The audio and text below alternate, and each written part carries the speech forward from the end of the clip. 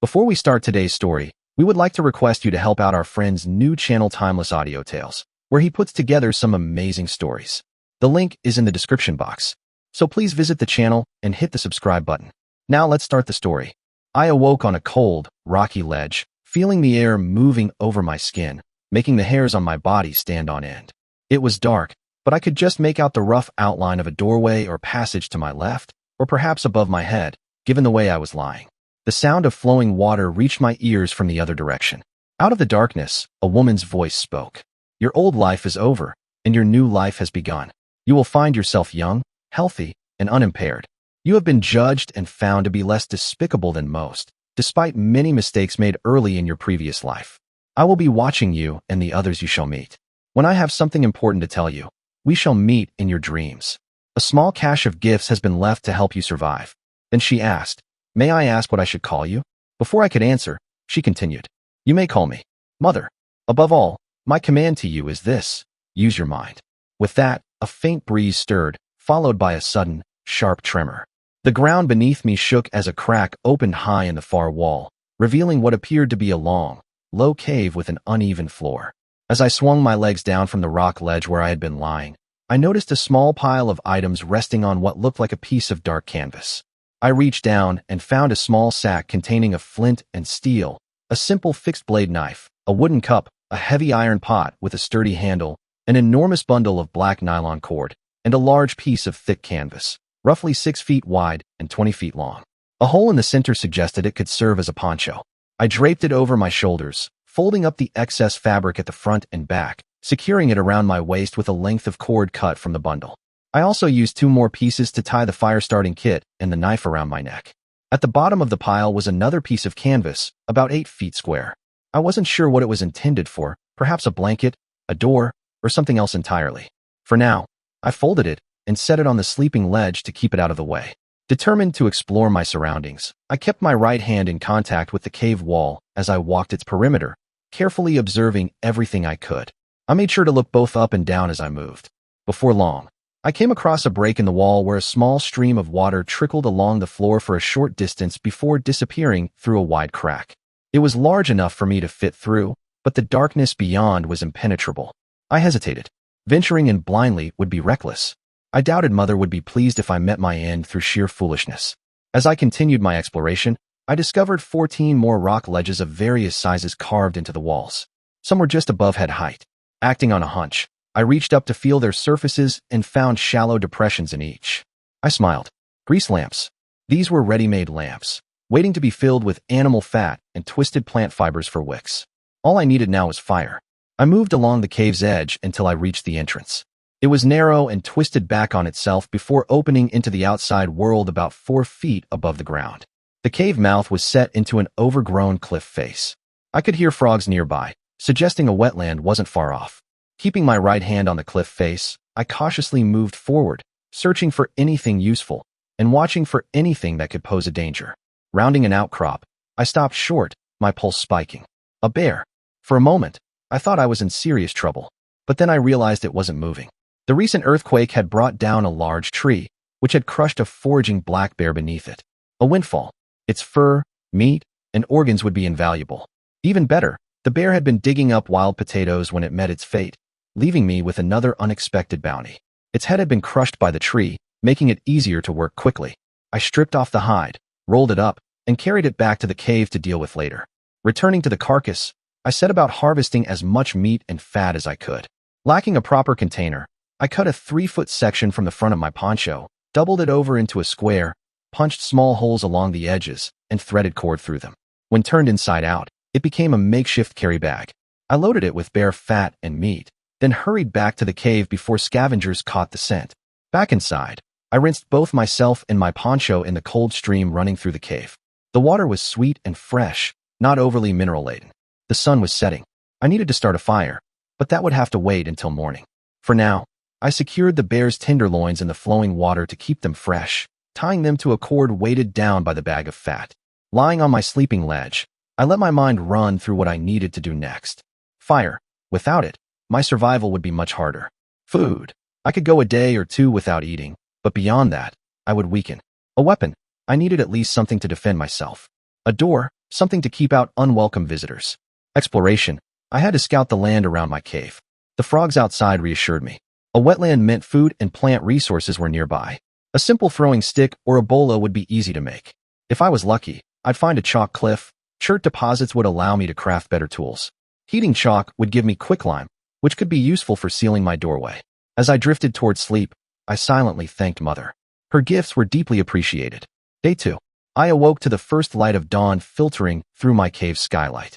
Rising, I washed my face, relieved myself, dressed, and set out to greet the day. Cautiously, I checked the site where the bear had fallen.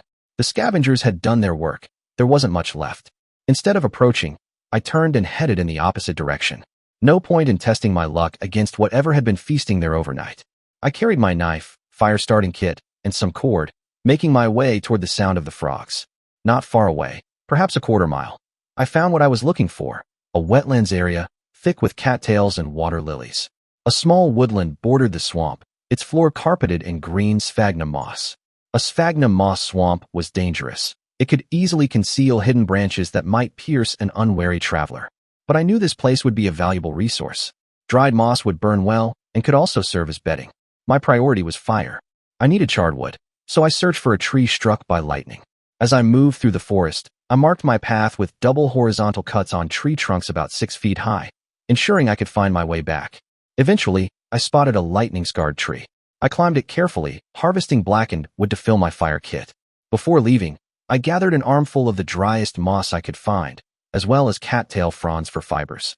By the time I returned to the cave, I was ready to attempt my first fire. Mother had given me a second chance. I wasn't going to waste it. I set aside the moss near the door to dry. It would be insulation, toilet paper, lamp wick, short-lived scrubbies for the dishes, and anything else I could think of. I searched out a depression in the floor near my skylight to make my fire. I realized that I'd neglected to retrieve any firewood. Fat lot of flame would do with nothing to feed it. I went out once more to gather wood. Squaw wood is composed of dry, dropped, or hanging dead branches. If the branches are still attached to the tree, then it can't be damp from the ground. Now can it? I went back to the swamp and selected 2 dead trees still standing in the water, without bark. They were almost laying down, but not quite. I pulled them free of the swamp and hauled them back to camp, carrying the small remaining root balls and dragging the tips. I did this twice more, then searched out smaller wood branches to get the fire started with. Note that I began harvesting wood the furthest that I could from camp first, to preserve the easier-to-harvest wood for a time when I was tired or sick. There were many dead trees at the edge of a closed-off portion of the swamp. It must have shifted or grown relatively recently. After returning to the cave, I looked down at my mud-streaked legs. I had a thought about footgear and felt for winter clothing. I returned to the bear's carcass and cut away at the paws until they came free. I wanted to tie them high in a tree until they dried. When I needed hide glue, I could boil them. I needed lime to dehair hides as well to harvest the hair. From the looks of the plant life around the cave, it was middle to late summer. Hopefully I had enough time to build up my larder. With my arm full of firewood, I returned to my fire pit to be. I emptied my fire bag onto a flat place on the cave floor, retrieved my flint and steel, carefully set some charred wood over some wood shavings, and had at it. Within a half hour, I had a small blaze going. I carefully fed it, then went outside for one of my dead and dried deadfall trees. I bashed it against the floor to break off a few pieces, then put the smaller end in the fire. I filled the pot half full of meat and then to the top with water. It was put near the fire to cook while I ensured that I would have an easier time of staring the fire the next time. I carefully cut a strip 3 fingers wide and 6 fingers long from the bottom of my poncho. Using 2 sticks, I carefully browned, then charred it in sections so that if I burned up one section, the rest would remain usable. I made charcloth. I tied the sections into round bundles and put all but one on a dry shelf. While waiting for dinner to cook, I used my cup to almost fill another depression in the floor with water, then dropped in several handfuls of raw bear fat. I noticed several hand-sized stones near the root ball of the tree that fell and took out the bear. I went out to pick up a double handful. These I dropped in the fire. When dinner was almost ready, I used a stick to retrieve them one by one and skitter them across the floor and into the fat pit, being careful to stay low in case one of them exploded from the sudden cooling. With just 3 rocks, I had it simmering nicely. My bear soup may not have been a balanced meal, nor very tasty because there was no salt in it whatsoever, but it certainly hit the spot. After eating a couple cups full, I refilled the pot with more water and pulled it a bit away from the fire. I cleaned the cup out with a bit of moss which I pitched into the fire, then carefully dipped out the rendered bear fat, a 1/4 cup at a time, and filled the lamp depressions. I had a handful of moss soaking in the hot fat in one of the depressions. I kept switching out rocks until I got tired. Then I put the root ball in the fire for a nice, slow night log. As I lay back, thinking over the day, I was happy with what I'd done. The next day would be a firewood and moss day. A nice, big bale of moss backed by a couple of big logs would make a perfectly respectable door. I tried to get my lanterns going as well. Maybe I'd work on fire tongs or some wood cutlery. I had a good start. I remembered my thank you, mother, and fell asleep. Day 3. What should I be thinking about? I had shelter, food, water, and fire. I needed weapons, not only for defense but for hunting. It would be tedious cutting down a straight sapling, but it had more chance of gaining me a good spear. I also needed to go foraging. A digging stick was simple to construct compared to a spear. I tended the fire, then had a couple cups of bear meat porridge, refilled the pot, and headed out to do some quick moss and firewood harvesting. I thought about how to better use the trees I was hauling. If I just burned off the root balls, they could be used for a travois to haul heavier loads than I could carry, such as a deer carcass.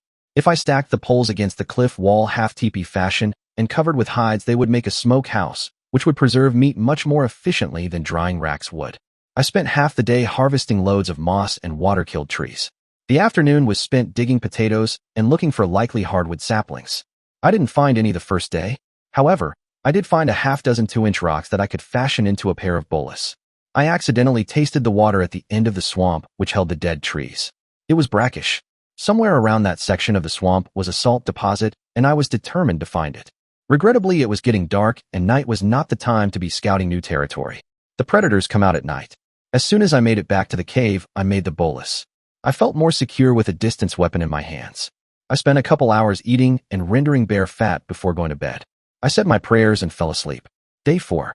I rose, tended the fire, ate, dressed, and headed for the salt swamp. I had cut a strip of canvas from the rear of my poncho to make a shoulder strap for the foraging bag. It left me with both hands free. Once I discovered it, it was pretty obvious where the salt was coming from.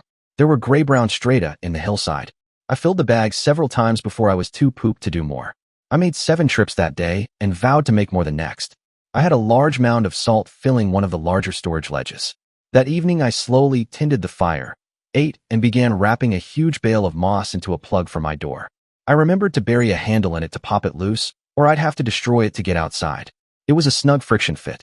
The handle gave a good brace point for a staff to prop it firmly in place, using a defect in the floor to brace against. I said my prayers, giving thanks for the beautiful gift that day, and quickly fell asleep. Day 5. I painfully rose, tended the fire, ate, dressed, and left with the carry bag.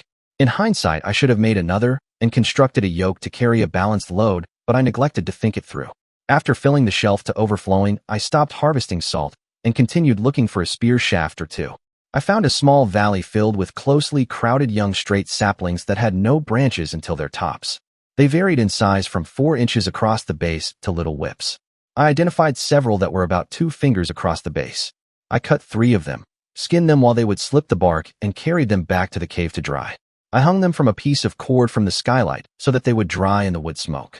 That done, I looked for reeds the size of my little finger. I wanted something to sit on to keep my ass off the cold floor of the cave. The answer was a Cherokee backrest. It takes some 100 reeds close to 2 feet long, strung together into a tight mat. That became an on-again, off-again project that I pursued for over a month. Whenever I explored or harvested, I cut off a few more reeds and stuffed them in my carry sack. I was tired of wondering where the water in the cave was going. I harvested 4 of last year's cottony cattail heads on fairly stiff reeds. I gently soaked them in bear fat and lit one in the fire. It made an excellent, though drippy, torch.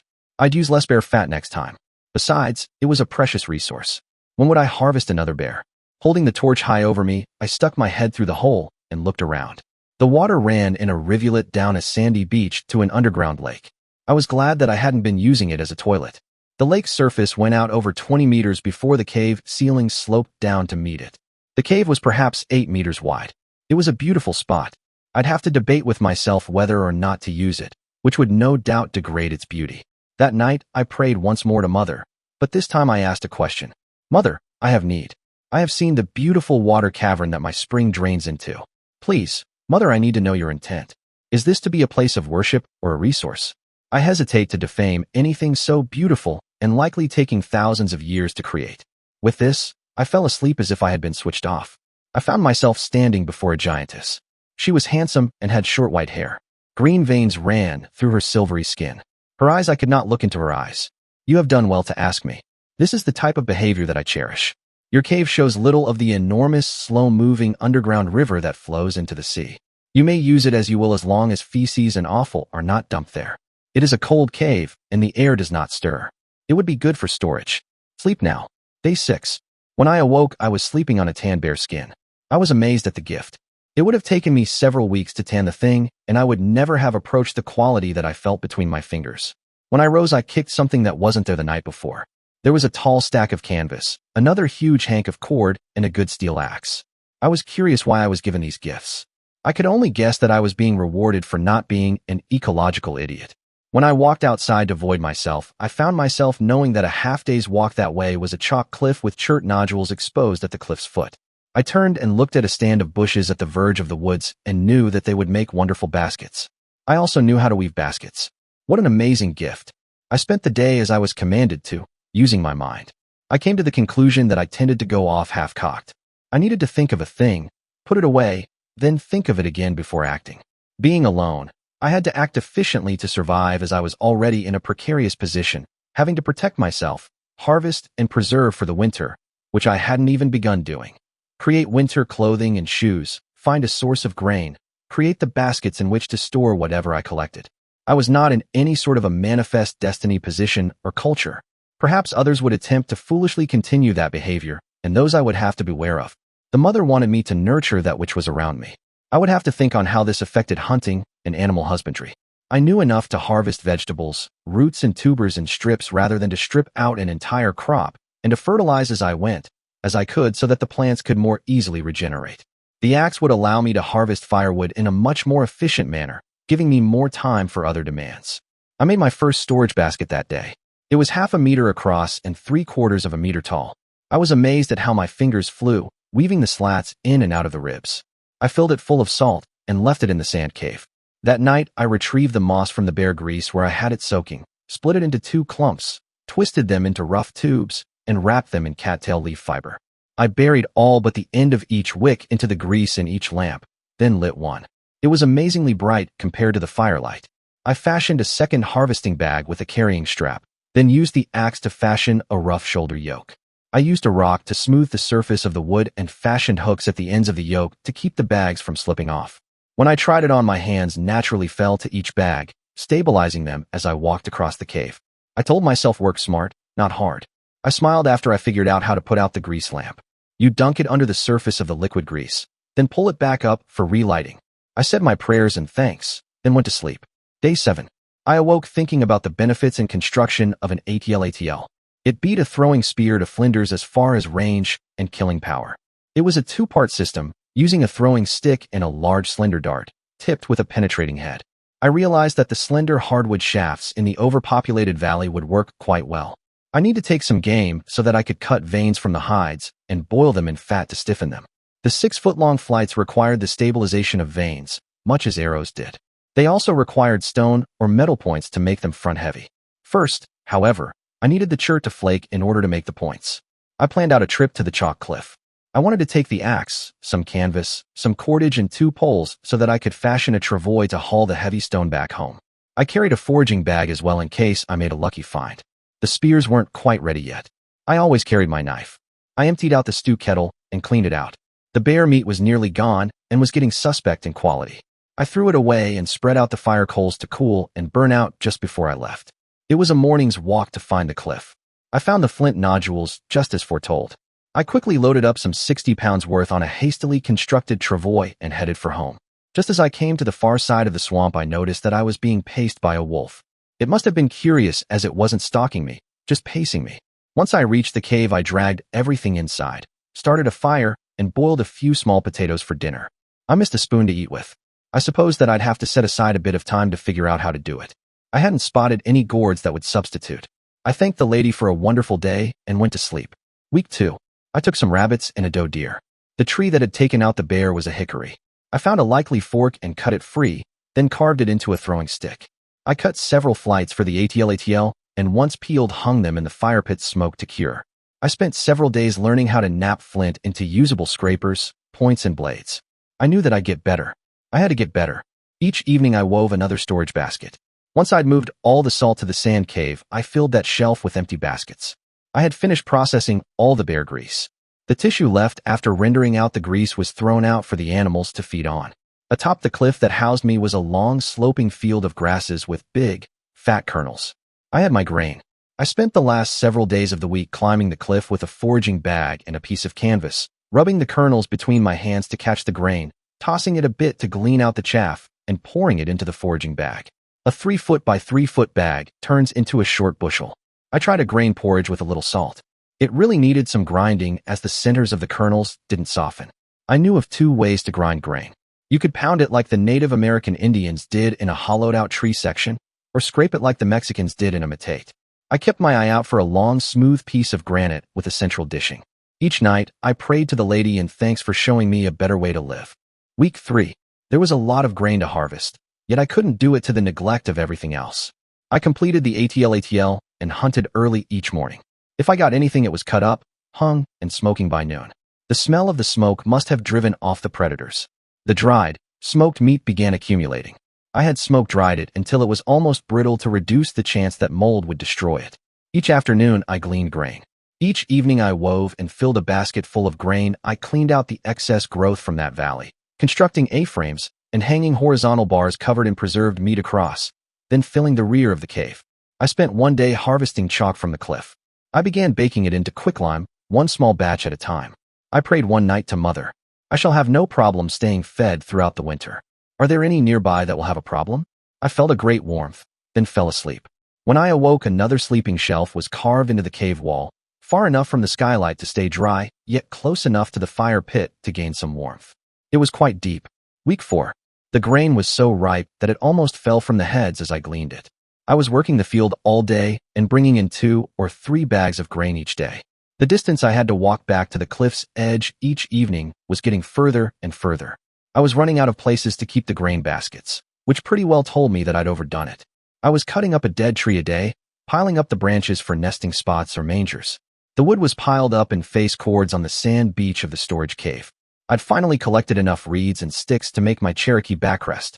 I spent a day weaving the wands into one solid mass. When I was finished, I used 2 4-inch wide strips from my dark-dyed poncho to sew over the ends of the sticks. I used it to sit on not only in the cave, but in front while napping flint. It may sound like a desperately hard life to you, but I found myself smiling at odd times, blessing the lady for her wisdom and her trust in me. I noticed that a certain dark grass was almost oily when cooked. I boiled several handfuls of the kernels and collected the oil that floated to the top. Upon combining that oil with unslaked lime, I had whitewash. Each evening, I painted a small part of the cave, especially the rock walls behind the grease lamps. It brightened up the cave quite a bit. While out hunting for more game, I heard a scream. I dropped the travois and loped in the direction of the cry. I soon came upon a bear, a rather large black bear that was on its hind legs in a dominance dance. I took up my throwing stick and a shaft, then went down to my knee as I finished my lunge. The shaft caught the bear under the chin and came out the back of the neck. He fell like a tree. Just in front of where he fell, I found a woman wrapped around a child, vainly trying to protect her little girl from the bear. They were both shivering, not expecting to live to their next breath. They were dressed in greasy, dirty, half-tanned animal skins. I got them up and looking at me, then pointed at the dead bear. They both latched onto me like there was no tomorrow. I suppose that for them that had been the absolute truth. I knelt down, taking them with me, and prayed my thanks to Mother. A great warmth came over me as if I were being held. Obviously, the others felt it as well. The woman fell to the ground, clutching my legs while the little girl grinned and hugged my neck. I tapped them both on their shoulders. We have much work to do. The bear has given us a great gift in its body. Let us not waste it. They startled and rose with me. I jogged back to get my travois and returned. There wasn't any running water close, so I stripped before I began the butchery. I had the skin off the bear within 15 minutes, then used the axe to dismember it. We had the fat, the hams, the tenderloins, the paws, the kidneys, the liver, and the tongue butchered out in about 3 hours. We wrapped it in the skin and dragged it back to the cave on the travois. The woman and her daughter were frozen in place when I lit the grease lamp from the fire. Where are the others? Many must have labored to gather so much grain, hunt, and smoke so much meat. And the wood. There is enough here to last the spring and more. How many mates do you have? I smiled at them. 2 now. I pointed at them. You and you. She hugged me so hard I thought she was about to turn inside out. We will live. We will live through the winter. We will live. I nodded. Yep. I need you and you need me. I take you as my mate and your daughter as my daughter. I hugged them both. I looked down at the kid that was attached to my thigh like a limpet. What is your name, daughter? She grinned at me. Song. That's a pretty name, Song. What's your mommy's name? She spouted back, Mommy is called Lily. I turned my head. Well, Mommy Lily, let me show you what you've married into.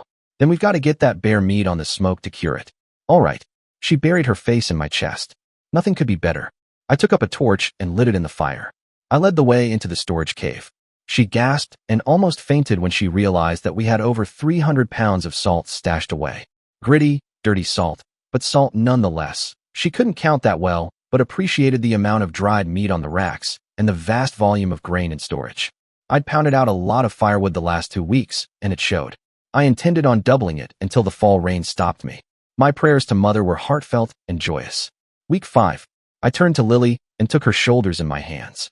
I need you to find root vegetables like orange root and potatoes between now and the frost. We will need them to stay healthy and not lose our teeth. I do not know where to find such things, but you no doubt do. She was madly nodding her head and grinning. I will come with you to guard. Song will stay here to tend the fire, and we will gather for a while, because we must. I taught them how to make a stew in my little iron pot. I let them know why never to let it get too low on water. I started a bear tongue and potato stew while they watched. She knew where to find peppers, something like bay leaf, wild garlic, wild onions, and dillweed. The flavor of our stews took a dramatic step towards the better. A little ground grain added to provide body helped out a lot. Yes, there were wild carrots. A lot of them. There were a lot more wild potatoes as well. I was the beast of burden as we harvested. They lasted wonderfully while buried in the cold sand beach. The apples and pears were tiny yet flavorful. We harvested one hell of a lot of blackberries once the competitors, bears, had been wiped out. We had 7 bearskins to tan. I had one hell of a lot of rendered bear fat to store. Without that bee's nest, we never would have been able to store the rendered lard. Once I soaked a few baskets in beeswax, they stored the fat wonderfully. Week 6. While exploring along the base of the cliff for more caves, I came upon a low, wide entrance. I tied a cord to my waist and to a tree at the entrance, lit a torch with my fire kit, and started in with my axe in hand. It soon sloped down to the point that without the cord I never could have escaped from the cave. It dropped over 10 meters, and I found myself sitting on a pile of litter. To one side I saw in the light of my torch a sow. She was barely breathing. I wondered how long she had been trapped in this cave without food or water. I prayed desperately hard. Mother, one of yours needs your help lest she die in innocence. Wham! I felt her attention on me like a tornado landing on a barn. Like the barn, I wondered at my chances of outliving the experience. A spring erupted from the floor of the cave. I used my foraging bag to transport water from the spring to the sow. She slowly began to drink. Soon she was in pain from drinking too much, too fast. I comforted her as I could, wrapping her within my arms. She could have savaged me with her tusks, yet she didn't. I had a bit of grain and some potatoes with me. She slowly ate them and drank some more. We fell asleep together. Upon awakening, I found her watching me. It was still dark. She nudged me with her snout. I wrapped my arm around her, and we fell back to sleep. Come the morning, I discovered that the lady had done something unusual. A gradual grade led to the surface. I led her up to the surface. She leaned into my leg and grunted several times. I scrubbed her ears and said, "You're welcome. Come back and visit sometime." She trotted off into the woods to make up for lost time. Winter was coming, and she needed to bulk up to survive. I prayed to the lady to help the sow. When I got back to the cave, Lily acted strange. "You have changed. Your hair is all white. You are taller. What happened?" I didn't really have an answer. I was blessed by the mother. She nodded. That was enough for her. Week 7. We got a good start on getting the bear skins tanned. They were scraped down, streaked and greased with rendered bear fat. We spent a lot of time during the rains stretching the skins and working in the fat. I looked around the cave and counted the bearskins. Mother, where are the rest of them? I got this funny blush like someone was laughing at my expense. I wondered when you would twig to it. Soon, before the frosts, more will come. I went out in the rains and harvested more deer. I even shot a bison. It took 4 trips to bring the carcass back to the cave. It was a good thing that I'd shot it. They followed the smoke from our smokehouse back to the cave. They had burned their village to the ground after living through a cholera epidemic. People kept getting sick until they burned the place down and left. Then they began to thrive. Regrettably, they were skin and bones. They were death waiting to happen. We took them in. There were only 6 left out of 44. They were quite happy to join us in what appeared to them to be God's warehouse. Food, firewood, meat, and water. What more could anyone want? Week 8. Sam, one of the new ones, was jealous of my wife and daughter. He found a large rock and one night captured my arms next to my body with his thighs, then raised the rock to bash in my brain. I awoke and did the only thing that I knew to do. Mother, I have need. Must I die now? Sam just evaporated. When the others woke and were told what happened, they were terrified that their bright futures were to be ripped from their hands. I did my best to calm them, despite Lily's and Song's best efforts to convince me to turn them out in the winter storms. I was distraught. No, I was past that. I was depressed to the point of despondency. Mother, have I done enough? Is there another place for me? I no longer wish to live in a place where others attempt to kill me for my faith. If you have any grace at all, take me from here. If I awaken again, let it be up to you. Please, Mother, show me mercy. I fell asleep, not knowing if I would awaken again or not. I woke as a tall brown youth. I must have been fairly young as I had no wrinkles upon the backs of my hands. I was lying on a stone shelf inside a structure made of stone blocks larger than I could ever move by hand. I slowly sat up and wondered at what lay about me. Upon a stone table lay a long linen cloth that I knew was fashioned as a garment to cover my hips and crutch. A sleeveless jacket went over that, and a long jacket of steel scales that would stretch to my knees once worn. A circlet with an amber finial looked like a crown. I refused to wear it. I found a 6-foot hardwood staff with a bronze blade leaning against the wall. The end was capped with an iron point. A traveling bag lay near the door. Within it was a short steel knife, a few steel arrowheads the length of my hand in an oiled leather sheath, a carved wood box with a sliding lid which held split feathers, a 1/4 pound of beeswax wrapped in a cloth, a spear thrower, a hank of heavy strong cord the width of my smallest finger, a large spool of thinner waxed cord, a spool of nickel brass cable cut into 10-foot-long sections, a copper cup, a spoon, a water gourd, a bag of salt, a fire-making box, a cooking pot with a lid that would hold both of my hands locked together, and a canvas sheet large enough to form a shelter tied under it. I knew that the mother demanded that I use my mind. I took what I could of the room and strode out, wondering what would come to me. I looked back to see a decrepit temple covered in vines, brush, and moss. I realized that none would be coming to greet me. I opened my senses to the environment. I knew that many small animals were close. I fashioned 4 snares and placed them, then gathered firewood and retreated back into the tomb. It was dry there, and the afternoon promised rain. I shook my water gourd to see how full it was. Not very. I went back outside to clear the debris leading to 2 depressions at either side of the doorway. They appeared to have been used to hold small fires once before. I hoped that they would collect rainwater. 2 of my snares caught rabbits. I reset the snares, then quickly cleaned the rabbits and promptly had them on spits. It didn't take long to get a fire going. One corner of the temple appeared to have been designed for a fire pit. The smoke crept up the wall to disappear above. After disposing of the remains of my meal, I stoked the fire, then carefully examined the interior of the temple. I had heard of many older temples that lived in debated lands hid the temple treasury behind cunningly crafted stone doors. I pressed on the sides, tops, and bottoms of all the stones that I could reach with no success.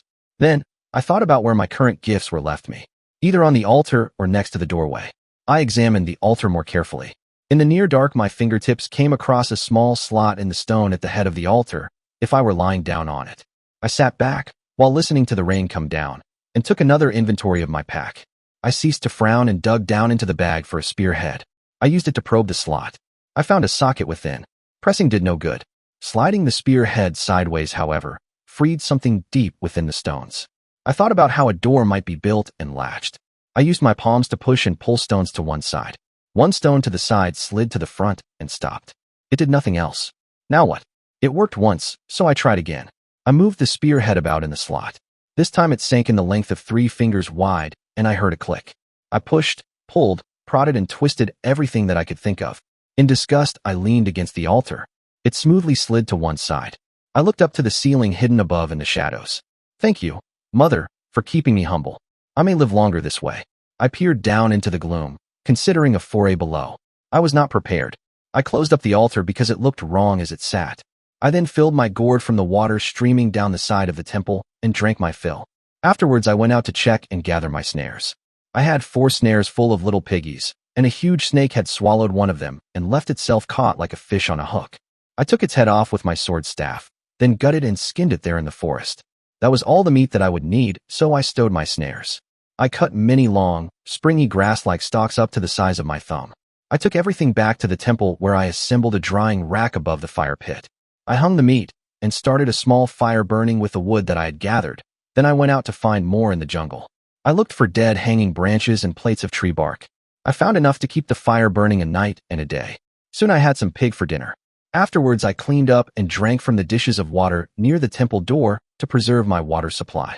I spent a while making a carry sack from the pig skins for the dried meat. When I became tired, I thanked the mother and slept. I awoke during the night to turn the meat and rebuild the fire. I made water outside the temple, drank my fill, and slept once again. I dreamed about the crown. It glowed. So that was its purpose. The next morning I rose to greet the day. A vexing problem had solved itself during the night, which was a good sign. I no longer had to worry about keeping a lamp, candle, or torch lit while underground. The meat was not ready yet, so I spent the day collecting more firewood, tanning pigskins, and in contemplation. On the third morning I woke and checked the meat. It was ready. I did my morning ritual, then broke my fast. A bit of water was still in the temple dishes, which I carefully sucked out. I then packed away all the dried meat and scattered the evidence of my presence into the jungle. I fashioned a way to hang my spear over my shoulder, took up my possessions including the helm, opened the altar, and peered below. I caught sight of hand and foot holes in the shaft. I swung myself into the hole and started down. After an arm's length, I reached up to pull the altar stone back into position.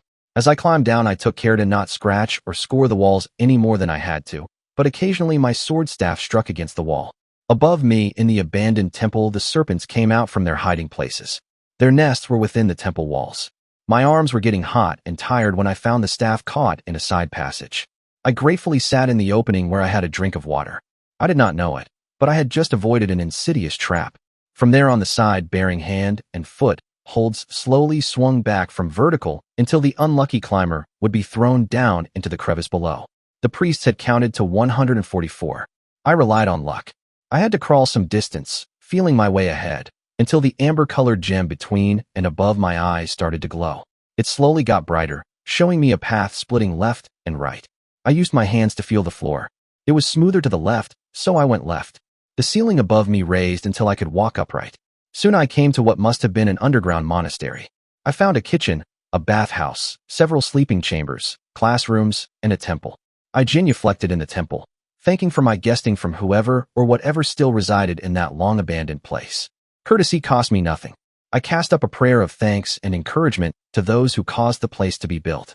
I spent a night there, bathing in the cold water coming in from the mountains many miles away through hidden underground ways.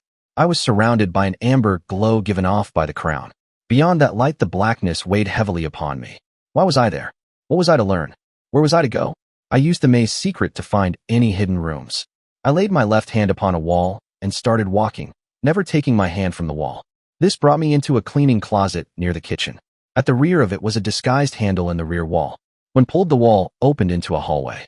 With all my gear on my back and a full canteen, I hesitantly walked into the passageway. I slowly walked down the passageway, watching for any changes. I had an odd sensation that my eyes were being fooled. I undid my breeks and peed in the middle of the passageway. The liquid quickly ran further down the hall ahead of me. No, it was not flat and level as I had assumed. I backed up until I reached the doorway. I did not trust this passage any further. I pulled the door closed and continued my search.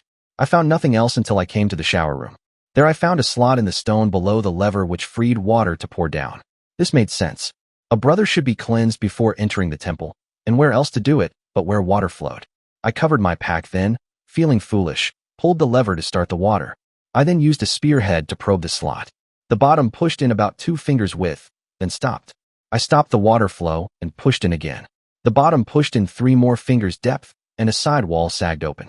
I pushed it down until it clicked, then stepped over the lintel into the room beyond. A rod sticking out of the wall moved to free the wall's catch, and a handle built into the wall allowed me to lift it back into place where it clicked home. The large room behind me was well lit by some sort of windows high in the wall.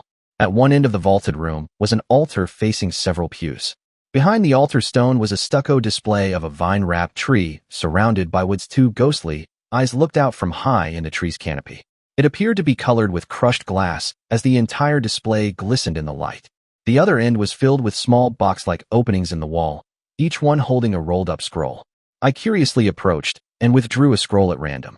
I gingerly spread it out at one of the tables. I was surprised to find that I could read it. It was an instructional volume on how to build a bridge across a gorge or other void, including how to prepare the footings below and at either approach.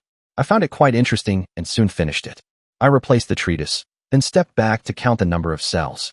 There were 8 groups of 10 cells across the bottom, and they rose some 14 cells high. If all of them were filled, then there were over 1,000 volumes represented. It was a magnificent library. I explored the rest of the room and found a passage leading to a toilet and several dormitory rooms followed by doorway leading outside. I saw a broad valley with rough rock walls, continuing on until I lost the details in the distant mist. Along one side of the valley ran a stream that I barely heard as it was a short distance away. There was a profusion of plants growing near the temple, stopping only at the edge of the stone platform surrounding the rear of the building. It appeared as if someone's garden had run wild for a long, long time. In the distance, I saw the waving of tall grasses dancing in the breeze. I walked towards it until I could identify what was growing. If it wasn't wheat, then it was a pretty amazing replica. I stripped a head and chafed it in my hands until the kernels separated from the hulls, then chewed a few. Yep, starchy and sweet. It was still green though. I cut across the edge of the field and approached the stream. Slowly the sound of the water grew louder. It was a broad, shallow river with some exposed rock sticking up through the surface. I looked back towards the temple and found it hard to pick out against the mountain that it was dug from. I was in a wide rift. The river must have carried sand and dirt into the valley floor to provide dirt for growing things. No doubt there were animals in the valley that fed from the bounty. I would have to find some runs and set up a small trap line. As I walked the shore of the river, I found the place where it emptied into a break in the rocks. It was partially blocked, and the water had backed up into a small wet valley that had turned into a swamp as the water had slowed down and spread out. It had dropped any load of soil that it had been carrying, providing a fertile muck to support the wetland's growth. I saw many plants that I was unfamiliar with. However, I did spot a large growth of cattails. I stripped down, took my knife, and got down and dirty cutting strips of the long reeds out of the muck. I'd need several armfuls to make a bed. I'd also need plenty to weave gleaning baskets and storage baskets for food. I could see being here a while. If I was supposed to use my mind, then I assumed that I was to read as much of the library as I could. I wondered what I was to use for fuel to cook. Perhaps the answer was under my nose. So far I'd been lucky enough to stumble across what I needed. I went back to the patio to spread out my cattails to dry, then went back inside to explore the building with more care. I did finally find another passageway leading to what I would call the support services rooms. I found a slot opening at the end of the library shelves closest to the outer wall. That led to a passageway which led to the kitchen, larder, and laundry. The larder was empty, which I expected, and the laundry was equally barren. Shallow stone tubs lined the walls, and a large stone table dominated the floor. The kitchen featured broad tables, and against the walls were plinths topped by shallow pans filled with some sort of spongy, translucent, fibrous mineral. In one corner sat a huge stone vat with a lid covering it. I shifted the lid to find the vat mostly full of some sort of oil. It didn't smell like anything, but that characteristic, heavy smell. I looked about further and found some small bowls. I didn't need anything so large to cook over as the big pans, but a small bowl bearing some oil and half filled with the mineral as a wick would make a grand cooker. If I wanted to use the grill that would lower over one of the pans, I could nestle my smaller heat source in the existing mineral to keep it stable and position it where the heat would do the most good. I considered it a perfectly adapted solution. Before dark, I went back out to lay my snares, ate a bit of dried meat, and scavenged a while in the rampant garden. Before it got dark, I fashioned a fascine to sleep on out of the cattails and secured my canvas to lay both on and under. I gave thanks to the mother for my gifts that day, not the least being my life, which I almost lost in the trapped passageway. It had been an eventful day. The next morning I used the latrine, ate some fresh vegetables to keep my belly happy, and went out to check my traps. I had caught a rabbit which I quickly cleaned and, after resetting my snare, took back to the kitchen to grill.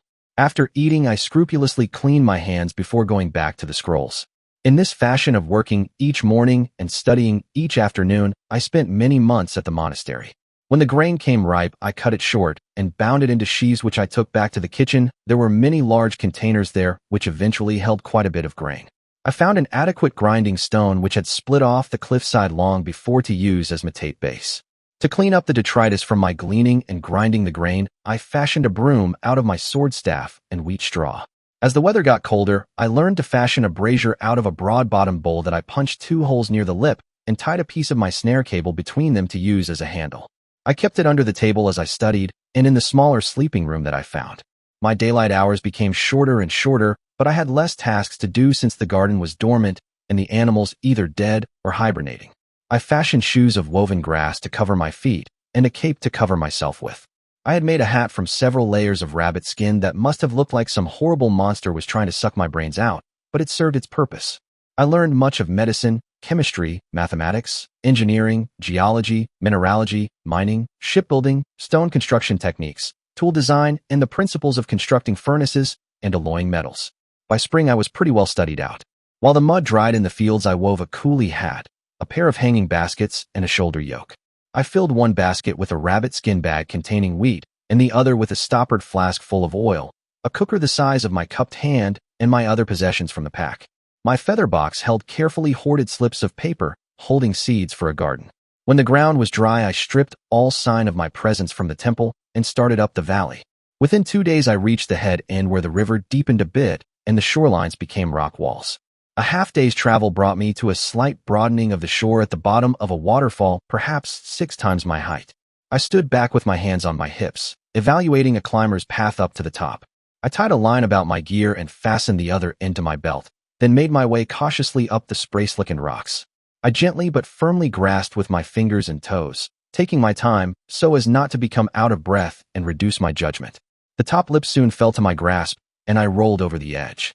Peering down over the cliff, I lifted my burden up the side hand over hand, carefully keeping it away from any snagging rocks. When I had my bags in hand, I crawled away from the edge, stood, and turned to take in my first view of this upper plateau. I smiled. Trees. Wonderful trees. Great soaring things with dense tops that kept the understory sparse except in and near clearings.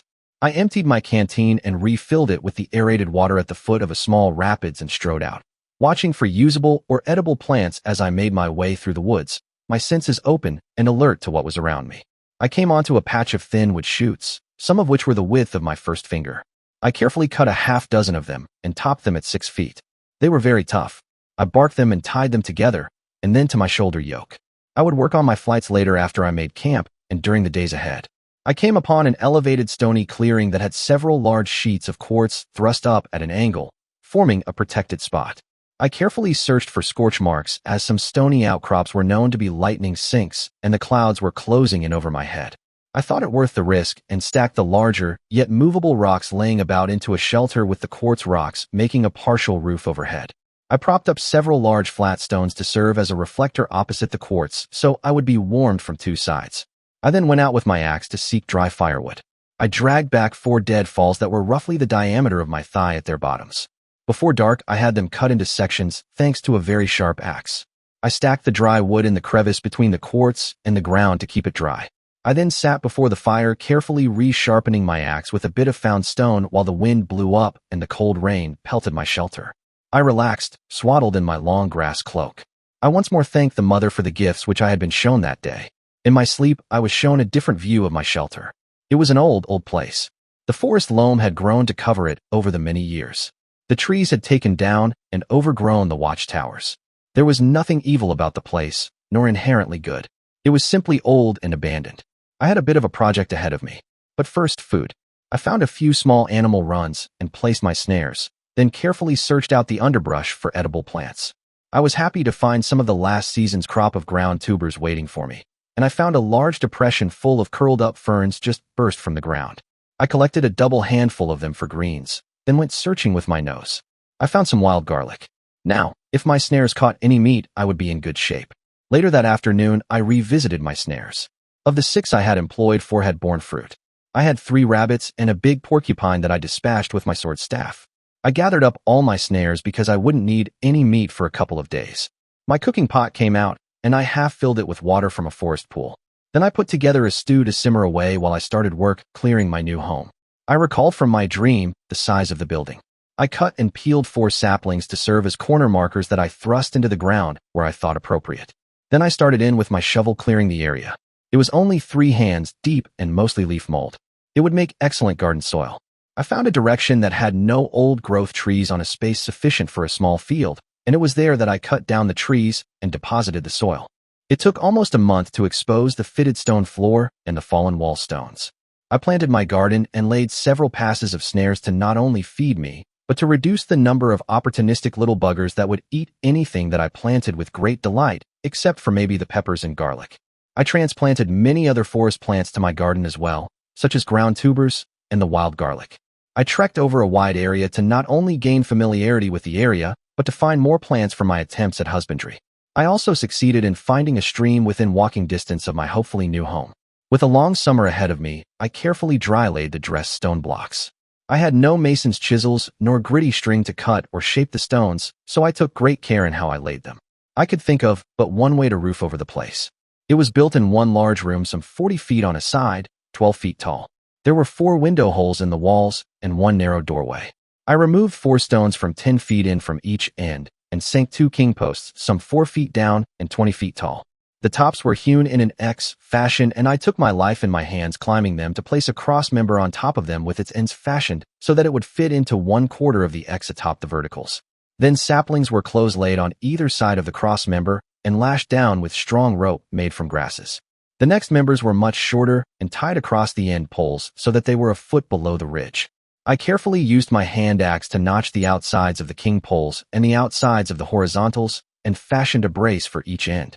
I had to use more grass rope to bind the braces to the king poles. Next, more saplings were laid from the tops of the walls to the shorter cross members. Then everything was covered in sheaves of grass. At the top of each row, a split sapling was laid to hold them down in bad weather. The saplings were tied down at the ends. I fashioned a long grass mat to cover the top ridge that was held in place by another 2 split saplings. The holes on either end were left open for smoke. 2 months it took me, and at the end of it I stood back and shook my head. I said to myself, the first good storm that comes up will carry the damn thing halfway to Kansas. Sure, if I had a team of 6 people and the tools, I could have built a mortise and tenon frame, then laid on a slate or stone roof. But I didn't have either the manpower or the resources, so we went back to the Dark Ages or Ireland. Take your pick. As the weather spun down towards winter, I spun and wove many grass mats from the local wheat straw. Soon I had enough to pad the inner walls of the redoubt. I made a fire pit of clay and rock, backed by slabs of rock to reflect the heat onto my front, while the quartz wall reflected the head onto my back. I had many baskets of grain stacked against the far wall and thin wood wands hung from the rafters with preserved meat draped over them to stay dry. Many arms full of vegetables were also hung from the ceiling, preserved and dry. Seed from the best grain and the best vegetables were carefully put aside for the next year. I hunted every day that it did not rain. On the wet days, I went out to harvest firewood. Half the building was filled with cut firewood some 10 feet high, and 2 outer walls were covered in tall cords of wood. I fashioned a crude chimney and cone-shaped cowl over the fire from woven grass to collect and guide the smoke out the ceiling draft hole. I was rudderless, adrift. I had simply followed my nose and built this place. I prayed to the mother to find my purpose in her world. I soon dreamed of a trap door opening from within my rude shelter that opened onto a worn stairway leading down and down towards the roots of the mountains. The stairway led so deep into the earth that the temperature rose, and the great stones protecting the vault below groaned and strained under their load. The next scene showed me sitting at a table with an amulet about my neck, studying a scroll with the chest lying open on the floor beside me. The third and last scene showed me standing outside calmly, taking in the flames dancing above my upturned right hand. I woke lying on my back, looking up at the quartz glowing in the morning light. Magic. I am to learn magic. To think that I could learn magic. What a magical thing. I giggled to myself at the absurdity of it all. However, if the mother had such confidence in me, then I could scarcely let her down. I sat up and saw the chest from my dream resting beside the fire pit. Well, there was nothing for it but to try. Now was there? Much to my relief, the chest opened easily to my touch. It was perhaps a 3-foot by 4-foot chest some 4 feet tall with a domed lid, which held several panels with simple closures. The bulk of the chest held rank on rank of heavy scrolls. I gazed down at the chest's contents and felt severely disquieted. There was a trap here somewhere, and I had no idea how to confound it, much less how to find it. I closed the chest for the moment and concentrated on the other features that I had observed in my dream. I sacrificed one of my precious steel flight heads to make a drill bit by gently hammering the edges around a strong stick, in essence curling the spearhead's edges to shave away wood as it bit. Next, I fashioned a bow drill and fastened that modified spearhead to it. When I was finished, it would drill out a 3/4-inch hole. Next, I found an old fallen pine tree some 4 feet around and cut a segment free from the trunk roughly 7 feet long. I had split out some large hardwood wedges before while working on the roof beams. I used these to begin splitting the log into large flat sections. Once I had riven the huge board free of the trunk, I began the laborious process of smoothing it. I began by loading it with rocks and dragging it over the rough ground back to the cabin. My hand axe helped with the worst of the job, but the final smoothing fell to the use of a stone sliding back and forth over the surface until it was a toss-up whether I wanted it smoother or I had any strength to spare in my arms and back. Another session with the axe and wedges broke out a slab sufficient to make 2 wide benches. I cut hardwood saplings to fashion trestles for the chair and table bottoms, which I drilled and pegged together. To make backs for the benches, I drilled holes in the thick seats at an angle, then drilled matching holes in the edge of the back pieces. Heavy carved pegs connected the 2 sections on both benches. I found that they made wonderful sleeping benches. Once I covered them in deerskin so that I didn't get splinters in my ass. Once more I opened the chest. I believed that I had intuited the trap. The dream had explicitly shown me wearing a necklace while working with the volumes. I gingerly opened the first panel within the dome top, showed me a lamp. I only recognized it as a lamp because of my 20th century memories. It had a broad, heavy base, a shaft, and a multifaceted stretched-out crystal, some 8 inches long, supported vertically about 14 inches off the base. I grinned with a twitch of my lip and facetiously said, "Let there be light." Be damned if the thing didn't light up like a 100-watt bulb. I don't know why, but I said, "Thank you, friend." That set the tone for the rest of the afternoon. I pulled forth bowls, plates, tableware, cups, and a pitcher. I even found within that thing a 1-liter graduated Pyrex glass cylinder. In a small sliding drawer, I found the necklace that I had seen in my dreams, and for the life of me, what appeared to be a cross pen and pencil set. I settled the necklace about my shoulders and looked at the chest. Which one first? I decided to let the chest tell me. Which one of you should I pick first? The scroll in the upper right corner pulsed with a green glow and went out. Well, that was enough of a hint for me. I gently removed the scroll by lifting on the open sack supporting it. As I started to unroll it, the thing pushed my hands away and reformed as a thick book, some 3 feet tall and 2 feet wide. It was perhaps 8 inches thick. Wow, now this was magic. I opened the book and began to read. Rule 1. The all is alive. Rule 2. The all is alive and watching everything you do. I reached over and patted my lamp. Thank you, friend, for helping me despite my ignorance. Rule 3. The all can be persuaded to transform, conjure, invoke, and empower. Rule 4. The effects generated will be directly proportional to the depth of concentration and quality of visualization of the invoker. Rule 5. Never anger a spirit agent because they never, ever forget. Rule 6. The all is a lot smarter than you are. The all is a lot smarter than anything you can conceive of. The all creates and destroys sons and gods regularly. Rule 7. You get what you ask for. The all is capricious, and any ill-conceived or open-ended spell will be fulfilled directly as requested, and may whatever god you believe in help your soul. Rule 8. The rule of 3 is always watching. Any act with malicious intent performed by an empowered one shall come back threefold on their sorry ass. Rule 9. There is always another way. Rule 10. Death resets all debts. Wow. Just wow. I had seen myself in my dream casting flame, so I was destined to become an empowered one. The mother had that in my future, and one did not naysay mother. In words from my original life, if mama ain't happy, nobody's happy. I suppose that from then on it was practice, practice, practice. I had an audacious idea for a first attempt. I missed my old dreadnought. She was a Martin D, 28, and she had a little of my soul trapped in her sound box. I felt her in my arms. I tasted her finish. I smelled her finish and felt her strings beneath my fingers. I let out such a surge of mixed hope and despair that I cried out. That's when I felt her in my arms. I cried simple tears and gave my thanks. I played myself stupid with an ecstatic smile on my face. In response, I felt a feeling of satisfaction coming from the air around me. That night, I slept with my guitar in my arms. Mother, are you the all? I received a simple answer and a warm feeling before I fell asleep. Yes, dear. I woke up feeling wonderful.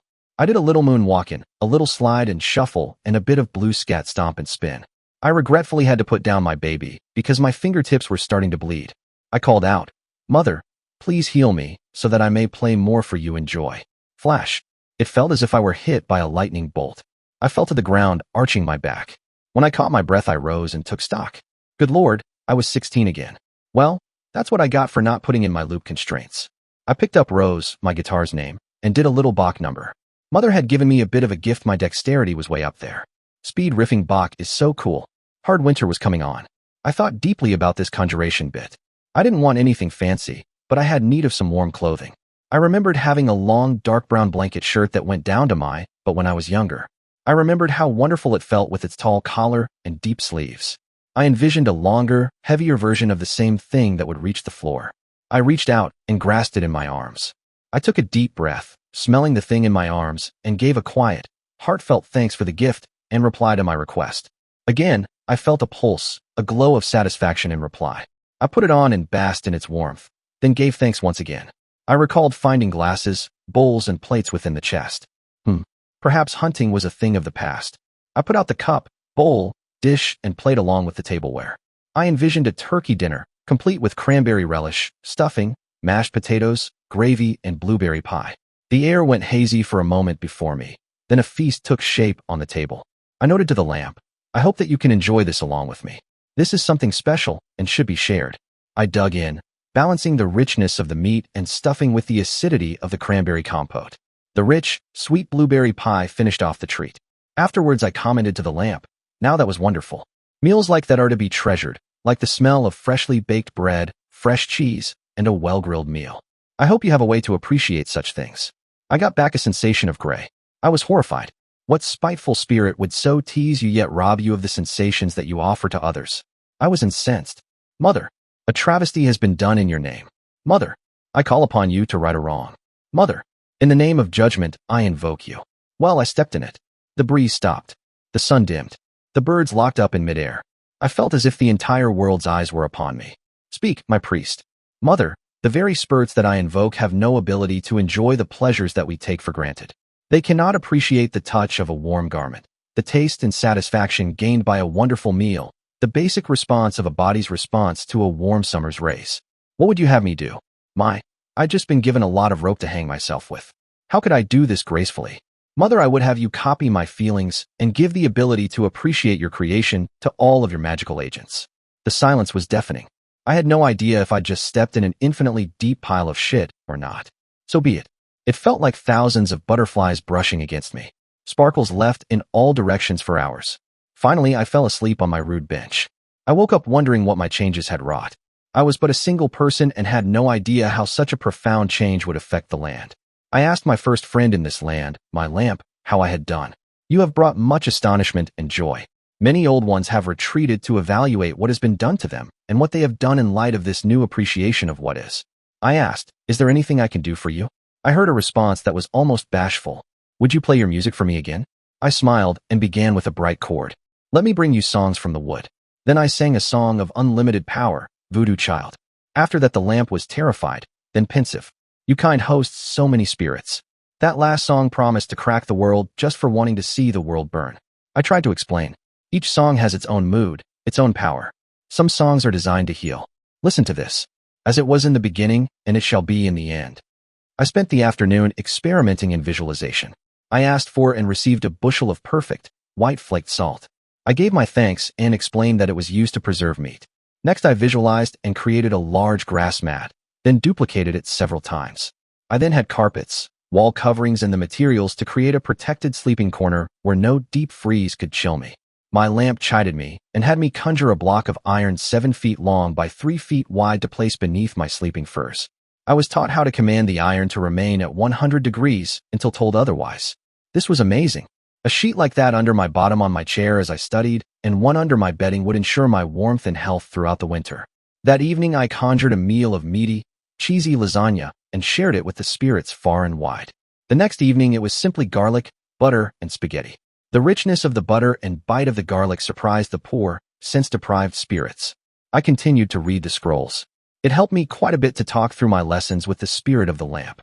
Often a different viewpoint hammered home a point or an idea. Thus I expanded upon my previous education.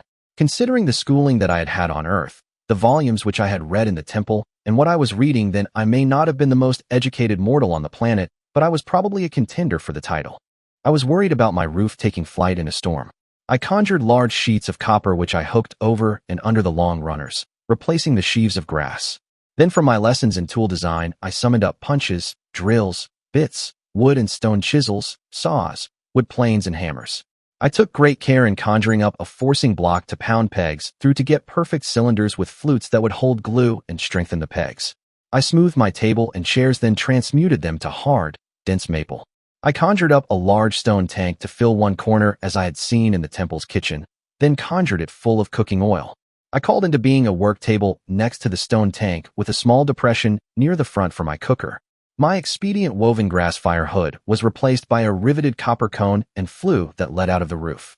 My poor fire ring on the floor became a 2-foot diameter recessed stone fire pit, centered on a rectangular rock plinth 3 feet high, 4 feet wide, and 6 feet long.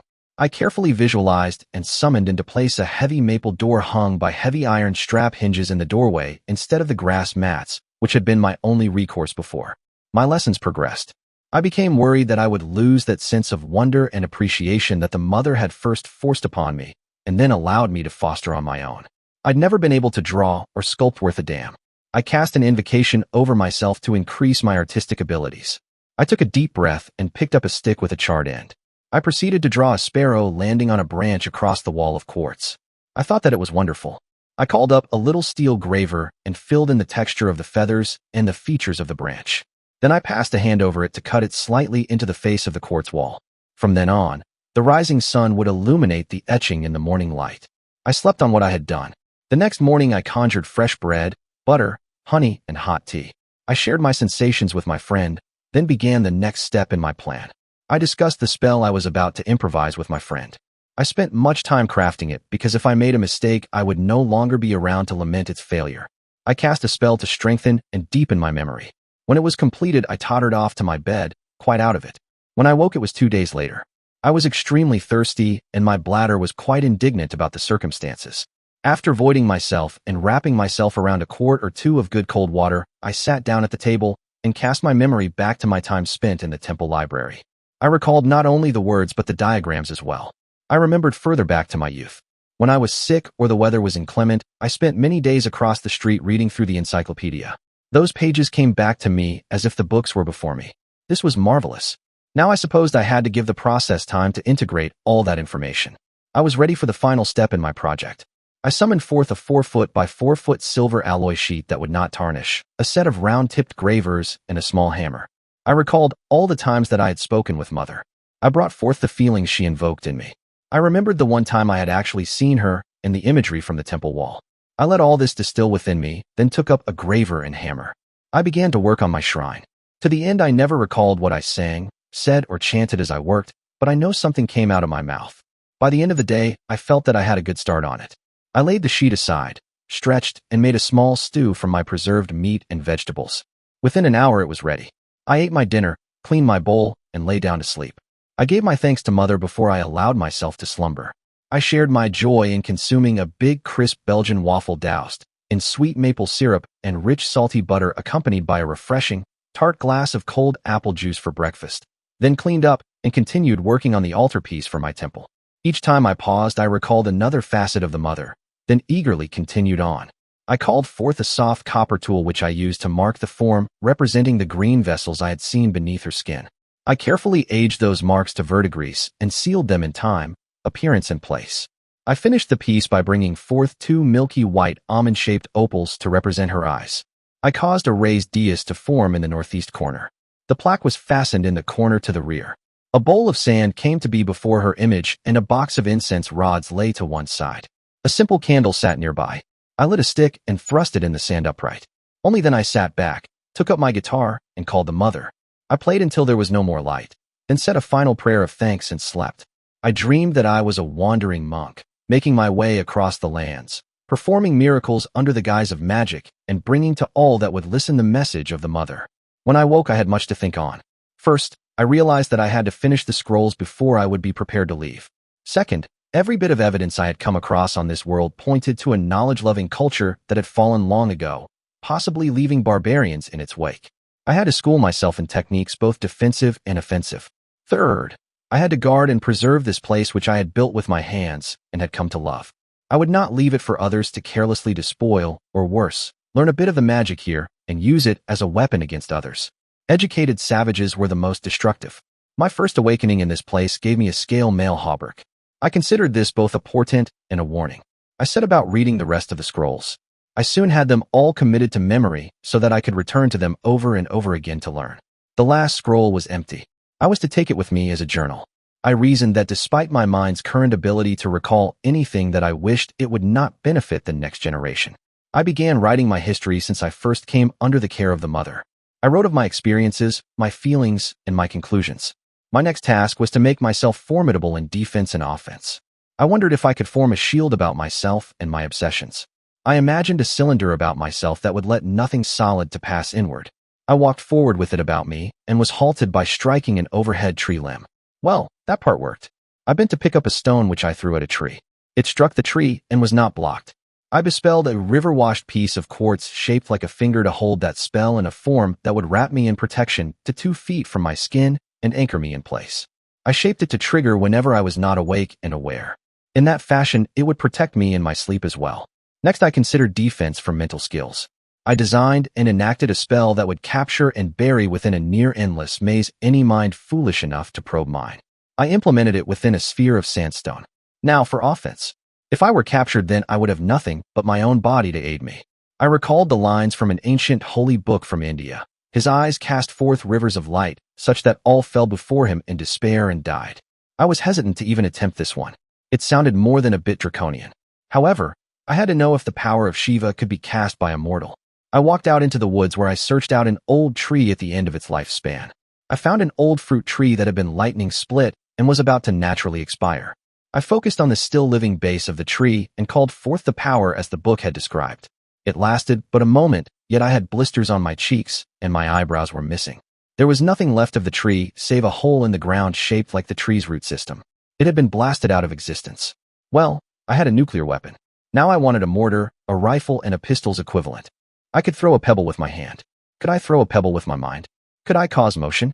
What of a simple lifting? I cast a pebble on the table and sat contemplating it. I saw it in many ways. I came to understand that pebble. I saw it as multiple possibilities.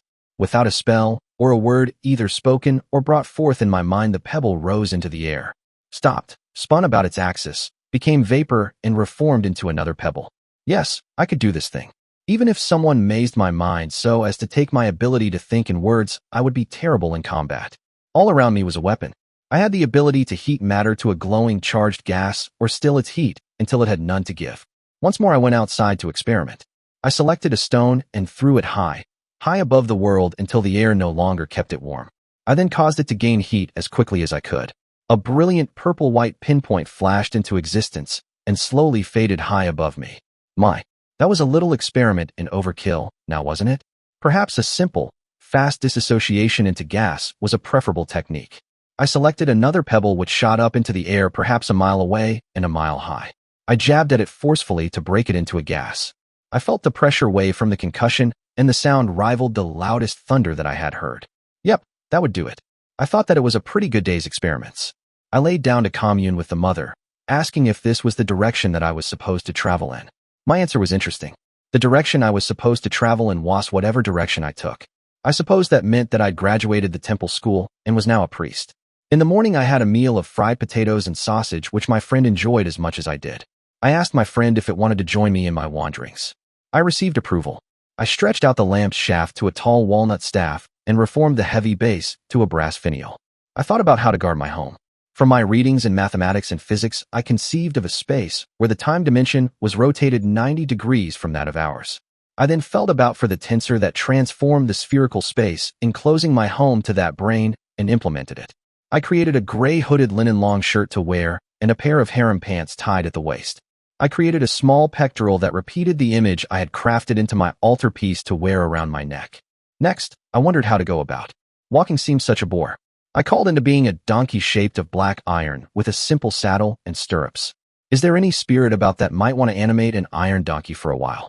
The statue shook itself and snorted. The skin on its withers shook a bit as if to shake off a bothersome horsefly. It pawed the ground a bit, then turned its head to look at me. I clapped my hands. Very good for an extempore performance. Full marks. I heard in my mind, thank you. For my next act, the black iron donkey before me turned a gray-brown with black hair. It looked quite realistic. Good idea. Camouflage. Now, let's wait until either dawn or dusk and take a look from a few thousand feet up to get the lay of the land. Then you're going to be the first flying donkey in history because I believe in shortcuts. Now, go try out your distance perception and coordination in that body.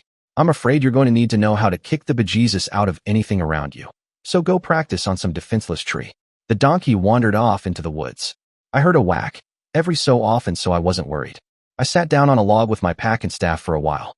I closed my eyes and inhaled, appreciating the green smell of the forest glade along with the underlying smell of the rotting leaves feeding the rich undergrowth. I heard bleck. In my mind. What did you do? Take a bite out of a pine tree? How did you guess? Ah, no bet. They look good. The needles are acidic and strong, but the sap is nasty. Try clearing your mouth with a bite of green moss. Then try out a fruit tree. That should be up your alley. I smiled. I was tutoring a spirit in the art of being alive. Such a joy. I conjured up a bucket of wetted ground grain for the donkey and a lobster po' boy for me for dinner.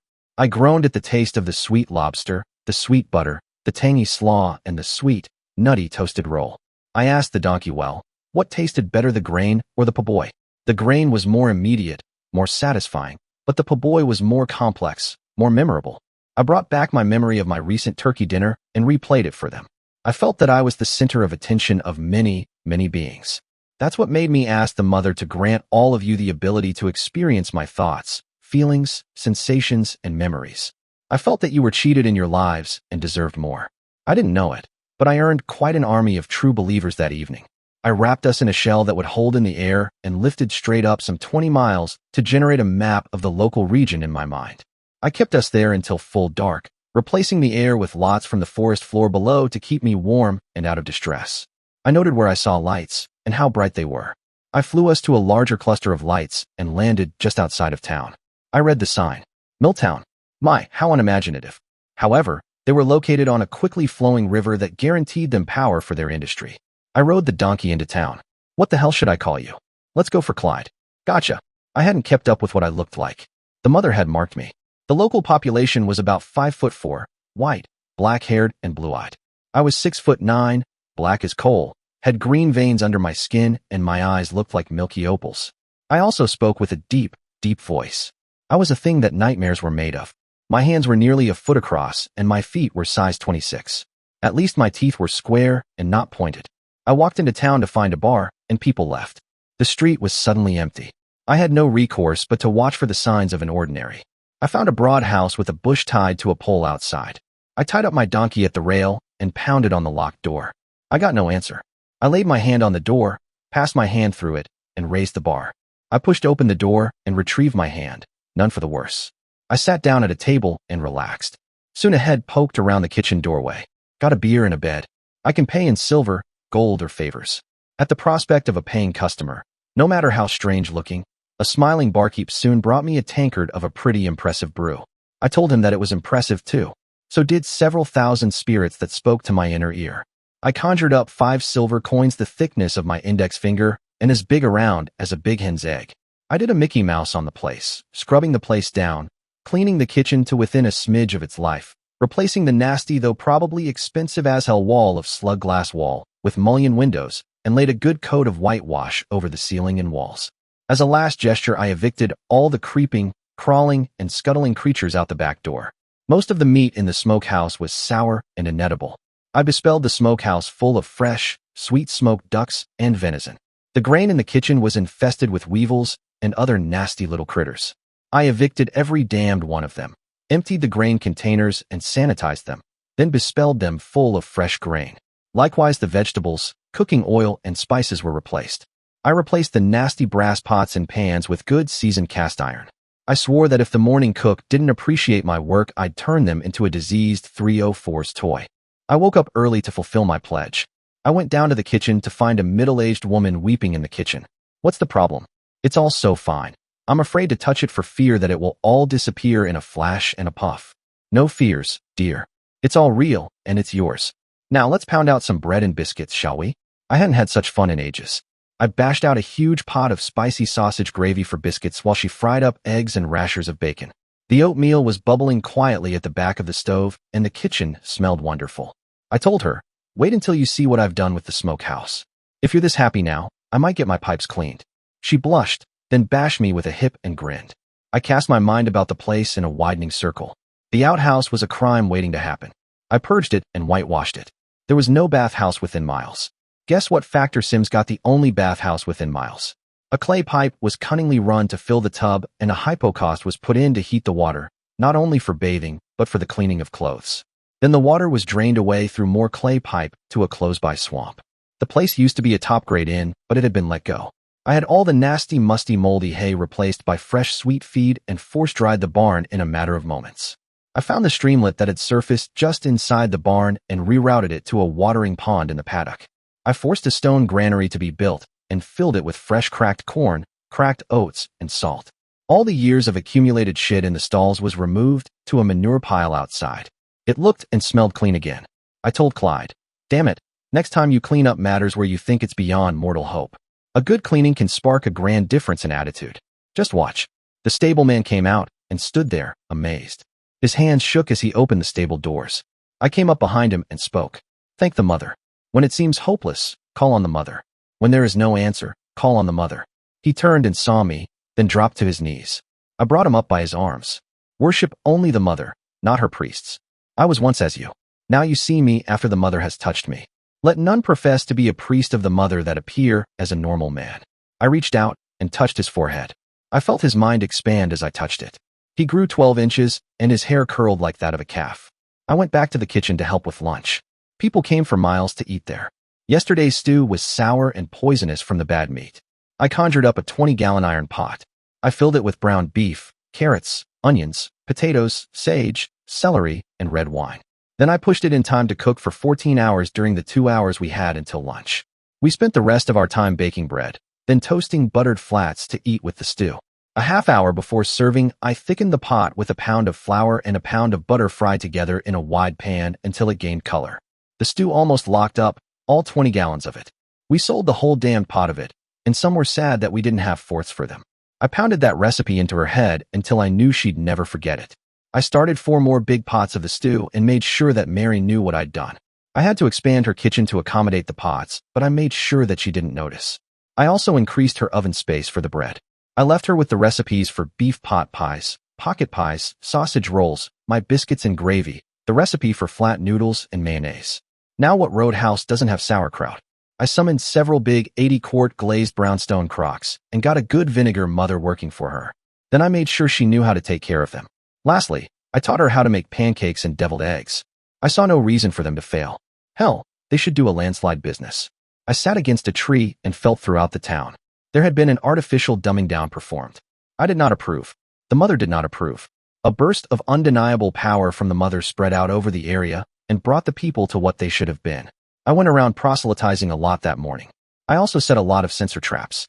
If anyone probed the people that I'd sensitized, a pulse would quickly alarm me, hopefully fast enough to make it to the site so that I could whack the shit out of whoever was responsible for dumbing down the people. Entire cities had been poisoned so that the people were going about like animals. I cleaned up as much as I could and tried to triangulate the path of whatever had hit the people with such an insidious effect. I eventually came face to face with the agent responsible for the dumbing down of the people. He was short, had curly black hair and a black beard. His skin was red, and he had 2 short horns protruding from his forehead. His feet were goofy, he had hooves. I felt him try to take over my mind. I watched him smile and become bemused. I lifted him into high orbit and turned him into a short-lived son. The next time I met his mama, she was not happy. Tough. She tried to slap me down in the worst way. I bounced up, ready for more. I finally got tired of her shit. I growled out, "I am Shiva. Look upon me and despair." I felt something odd happen on my forehead. Then she blackened and died. I kept my gaze on her until the blackened char flaked away into fly ash and she disappeared. I'd somehow forgotten that Shiva's third eye was from where the god's destruction came. I prayed to the mother that night. "Mother, I fear that this race will not let this go. They have expended so much energy on this task that I fear they will refuse to back down in their effort to subvert this plane of existence." I felt the backwash of unendurable regret and pain. I know, Howard. I know. I crept into a ball and wept beyond all agony. The mother knew that she had to do something final to the horned ones and regretted it bitterly. I cried for her. I felt all the other spirits cry for her as well. At midnight, that frame of existence ceased to exist. I was so shaken that I wandered along the seacoast while Clyde followed faithfully behind me. Every so often, I carved an enormous temple to the mother into the seacoast cliffs, just to let the fisher folk know who provided their livelihood, and to let the mother know that we felt for her. I finally raised my head and became aware once again. Who was I to second-guess the universe? The mother made her decisions and lived with the result, irrespective of what one little animated smear might think. It was time to pick myself up by my asshole and get back to it. I had a world to convert, damn it. That was some 300 or 600 years ago. I'd gone through a few donkeys and several spirits as they opted out for other forms, but we always parted on good terms. I was old and feeble. I couldn't see for shit, and my hearing was shot to hell. I had one more decision left to make in my life. How did it go the last time? Oh yeah? I called out. Mother, please heal me, so that I may play more for you in joy. I woke as a tall brown-skinned youth. I must have been fairly young as I had no blue worms crawling across the backs of my hands and saw no liver spots. I lay on a stone bier, made of cold black granite. The walls and ceiling soared above me. I could barely see but a small horizontal slit window way up high that gave me enough light to make out shapes. I knew that the mother held me fast, so I didn't panic. I swung my legs down to the floor where I found a pack bag under a necklace sporting a long, straight, clear crystal, a soft breech cloud, a tunic with a great tree embroidered across the chest, a large hank of very strong woven cord, a copper cup, a spoon, a sharp steel knife, a steel axe with a strong head and a shaft as long as my lower leg, a water gourd, a bag of salt, a fire-making box, 4 good beeswax candles, and a rolled-up waxed linen bag roughly 1 foot by 3 feet. A 12 by 16 canvas sheet was wrapped into a bundle and tied under it. I knew that the mother demanded that I use my mind. I took what I could of the room and examined the walls. One was chalky, made of some sort of stone and plaster, while the rest were of dressed granite. I used the back of the axe to strike at the weak wall, soon breaking free and opening a way out. I packed the bag and strode out, wondering what would come to me. Outside the sepulchre, I found a chest-high altar bearing a spear with a steel blade curved like a sickle and a steel butt-piece fashioned like a faceted gem some 2 inches across. Also there lay a hauberk of chainmail with long sleeves that would stretch to my calves. I looked outside to see a decrepit temple covered in vines, brush, and moss. I realized that none would be coming to greet me. I opened my senses to the environment. From the tracks, nibbled shoots, and spoor that I saw, I knew that many small animals were close. I fashioned 4 snares and placed them in the animal runs, then gathered firewood and retreated back into the temple. It was dry within, while the afternoon breeze promised rain. 2 of my snares caught rabbits. I quickly cleaned them and had them on spits. It didn't take long to get a fire going made from the dead, dry vines mixed with the dead brush and trees covering the temple and surrounding it. The corner of the temple chamber appeared designed as a fire pit. The smoke crept up the wall to disappear above. The sight, sound, and smells of my little fire were comforting while the rain hammered down outside, lashing the leaves from the trees. I was glad that I had the foresight to gather extra firewood, as finding anything dry outside by that time and would be nearly impossible to light unless I split it to find the heartwood. The rabbits were done. One I left at the edge of the fire to dry while I ate the other with a pinch of salt. I stripped and went outside to wash off the grease as well as clean my body in the cold rain. Night was coming quickly. I carefully arranged 2 larger pieces of wood at the rear of the fire on top of each other to provide a gentle, longer-lasting fire, then wrapped myself in the canvas. Now that I was mostly dry once again, I dozed off happy, comfortable, and safe in the arms of the mother. I woke with a curious thought in my head. I knew that it was an old temple, and I'd never seen a temple that didn't have inscriptions all over it. Were the inscriptions on this temple still readable? The grooves making up the figures on the outer walls were so weathered that it was impossible to make them out, but inside I had a chance. I used a small torch fastened to the butt end of my spear to cast long shadows on the walls. Unless I knew what I was looking for, the writing would have appeared to be rows of scratches. I knew it to be the language of the Vikings runic. I couldn't read it, but I could recognize it. I felt quite frustrated in being so close, and I didn't even have anything to write on or write with to record it so that I could translate it later. I sighed and remembered an old homily. Spend yourself wisely. Strive to change what you may and accept that which you cannot. I went on with the rest of my day collecting water for my gourd and setting more traps for food. I had a ready source of meat available. It would be stupid to not take advantage of that. I dressed and went out to set traps, seek out vines to weave for baskets, and to see what else might be near the temple. I slowly walked in a spiral, watching for edible shoots, herbs, usable firewood, and game runs. I made certain to keep the temple within sight. I noted that the vegetation and trees were sparse in a line almost due east of the temple, taking the direction of the rising sun. Each time I set a snare, I topped and skinned the bark from a sapling next to it, leaving 6 to 8 feet so that I could locate it later. I had started back down the path to the temple when I heard a frantic squealing and crashing through the underbrush. I planted the butt of my spear on a root with my foot over it while aiming the point at where I thought the noise was coming from. It was approaching fast. I calmed myself, breathing deeply. If it was an enraged animal, I would have to act quickly and without hesitation. A yearling pig burst into view. It saw me and headed straight for me. Something had terrified it. It seemed bound and determined to go right through me. I caught it at the base of the throat with my spear, which gratefully did not slip or snap. The head buried itself in the pig's body, at which time the animal grunted and fell to its knees, then to its side. Luckily, I'd managed to cut open its heart. I put my hand on its shoulder as it lay there. I would have rather had you as a companion than dinner, but in your rush to meet your end, I couldn't stop you. I thank you for your gifts and promise to make the best of them as I am able. Rest well, sister. I carefully removed the spear and made 2 cuts. One was to slit its throat to let it bleed out, and one down her belly to the anus, which I ringed. I thrust my arm deep within to remove the entrails. I had to reach in with my other arm, delicately controlling the knife to sever the throat and windpipe, then cut away all the connective tissue. I was covered in blood by the time I finished the carcass. It was but the work of a minute or two to cut 2 larger saplings and fasten the body to them as a travois.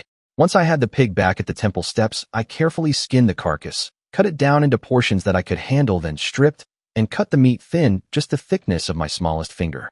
I then wove an open dome of the small withes that would fit over the fire and lay as much salted meat as would fit over the coals. Next, I remembered my lessons. I speedily wove a broad, twisted grass basket that would cover the dome and the meat. When completed, I gently placed it over the meat to capture the smoke and greatly speed up the drying process. I had a lot of meat to prepare and had to force it. Cold smoking the meat would have made for a better product, but hot smoking it until it was leathery or even brittle would do fine for travel rations. I was still a sticky, bloody, dirty mess. I took my tools and searched out a small stream I'd seen while setting my snares. A good scrubbing with the clean bottom sand did wonders for my attitude. I came away with my spear, axe, and knife clean as well. I walked the path I'd taken when setting my traps, removing them. There was no sense in trapping rabbits with all that pork available. On the way back to the temple, I harvested more long grasses and withes. I'd need something hold the dried meat. I spent the latter half of the day gorging on freshly cooked meat and feeding the little fire with damp wood, so as to cause smoke and not burst into flame. By mid-afternoon, I removed the covering basket, which was hot to the touch. The first batch was smoked dark and cooked down to shoe leather. I set aside the first batch and prepared a second. While that processed, I wove a basket nearly a foot across and deep as my arm out of tightly twisted grass twine. I could not see daylight through it, which was my goal. I packed away what meat was ready and continued to gorge. I wanted to waste as little of the porker that I could. I stayed busy scraping down the pig's hide. I wanted to make sandals out of the strongest part of it. By nightfall, the second batch of meat was finished. The third was started, after which I again packed away the finished product. For dinner, I removed the pig's tongue and roasted it in the coals. Peeled, it would make a wonderful meal. I had cut my oversized sandal soles out of doubled hide from the top of the back, where the skin was the thickest. I treated it like the meat by smoking and heating it against the bottom tier of the roasting rack. I'd cut some half-inch strips of the hide for laces and punched holes about the soles before they dried and became much harder to work. Just before going to my pallet, I turned the pig skins while I fed the fire once more. The tongue was done. It looked like an old stick from its time in the fire, but after peeling it with my sharp knife and dusting it with a bit of salt, I found it a very tasty, if chewy, delicacy.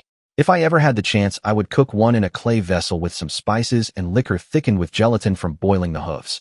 That would be fit for royalty. I thanked the mother for her bounty and prayed that I had made sufficient use of her gifts. I fell asleep after reminding myself to awaken as the fire cooled to tend to things again. I had much more meat to process and hoped to complete the task before it went off. It was the middle of the night when I next woke. The temple was warm from the fire working all day despite the heavy dew and spots of frost in the deep shadows outside. The gentle glow from the coals made it feel home-like and welcoming. I flipped the pigskins once more and replaced the meat on the rack with another batch. I found it a bit difficult to cut it properly in the dim light. A few small branches set on the fire gave me enough flame to guide my hands. I broke up the flames, put some larger wetted wood on the fire, and covered it all with some damp leaves. Once again, I covered the wood frame with the prepared meat, dusted it with salt, and covered it over for another long smoke. I lay back on my cot wondering again at the writing on the wall. I found it such an odd thing to be found deep in what was obviously a jungle. I thanked the mother for her gifts, her puzzles, and the rich life that I had been given. I woke as the forest creatures began stirring. The fire was almost out, yet the residual heat of the hearth kept the morning dew out of the temple. I stretched in my place and thanked the mother for another night safe in the comfort of her arms. I found it still too dark to work with the meat. I saw my hands pick up the necklace and place it about my neck. Then my voice said 2 very early runic words, stone light. The necklace was shining so brightly that I had to shield it with a hand as my eyes were watering and I saw purple spots. Wow, a flashbulb that keeps on giving. It was then that I realized I knew runic. I also knew what every encryption on all the walls read. It contained a paean to the mother, celebrating her gifts and her awesome foresight. The runes had been cut over 2,200 years in the past, yet their words still rang with power. The walls and ceiling of the small sepulchre in which I had lain was covered in lessons in how the runes fitted together to cast spells. I saw it all in a flash, the structure of how it all worked. I was terrified. I abased myself and called upon the mother. Please take this from me. It is like giving a child a loaded gun. I don't have the wisdom to use such a gift without causing unmeasurable harm in my ignorance.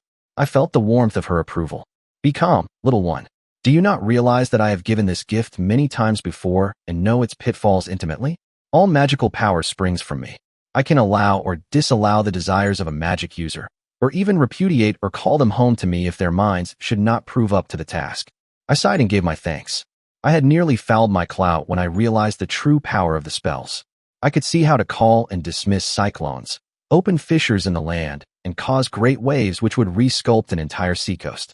I wondered at what extreme condition would require a magic user to need such a thing. I hoped rather that it was an open-ended system in which power simply was, and its use was a matter of judgment. I began to see more moderate uses of such structures. I took a deep breath and centered myself. I still had the tasks before me to complete that I had set myself days before. I set my next batch of meat on the fire to smoke and cure. My sandals had finished smoking and drying. I ground a little pig fat into the edges of the smoked rawhide to keep it from cutting me as it aged and conformed to my feet. I whip-stitched the doubled layers together, wove and knotted in the basketry to cover over my arches, and set in the heel bands. I thought them rather handsome and utilitarian for a first attempt.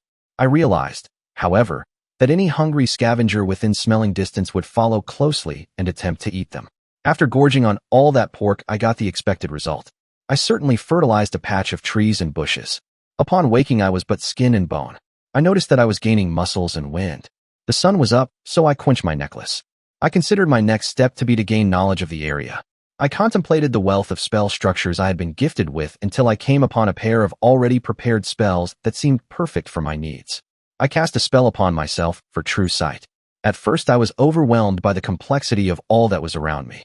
I saw the life in every growing thing and couldn't help but notice useful plants and tubers all about me.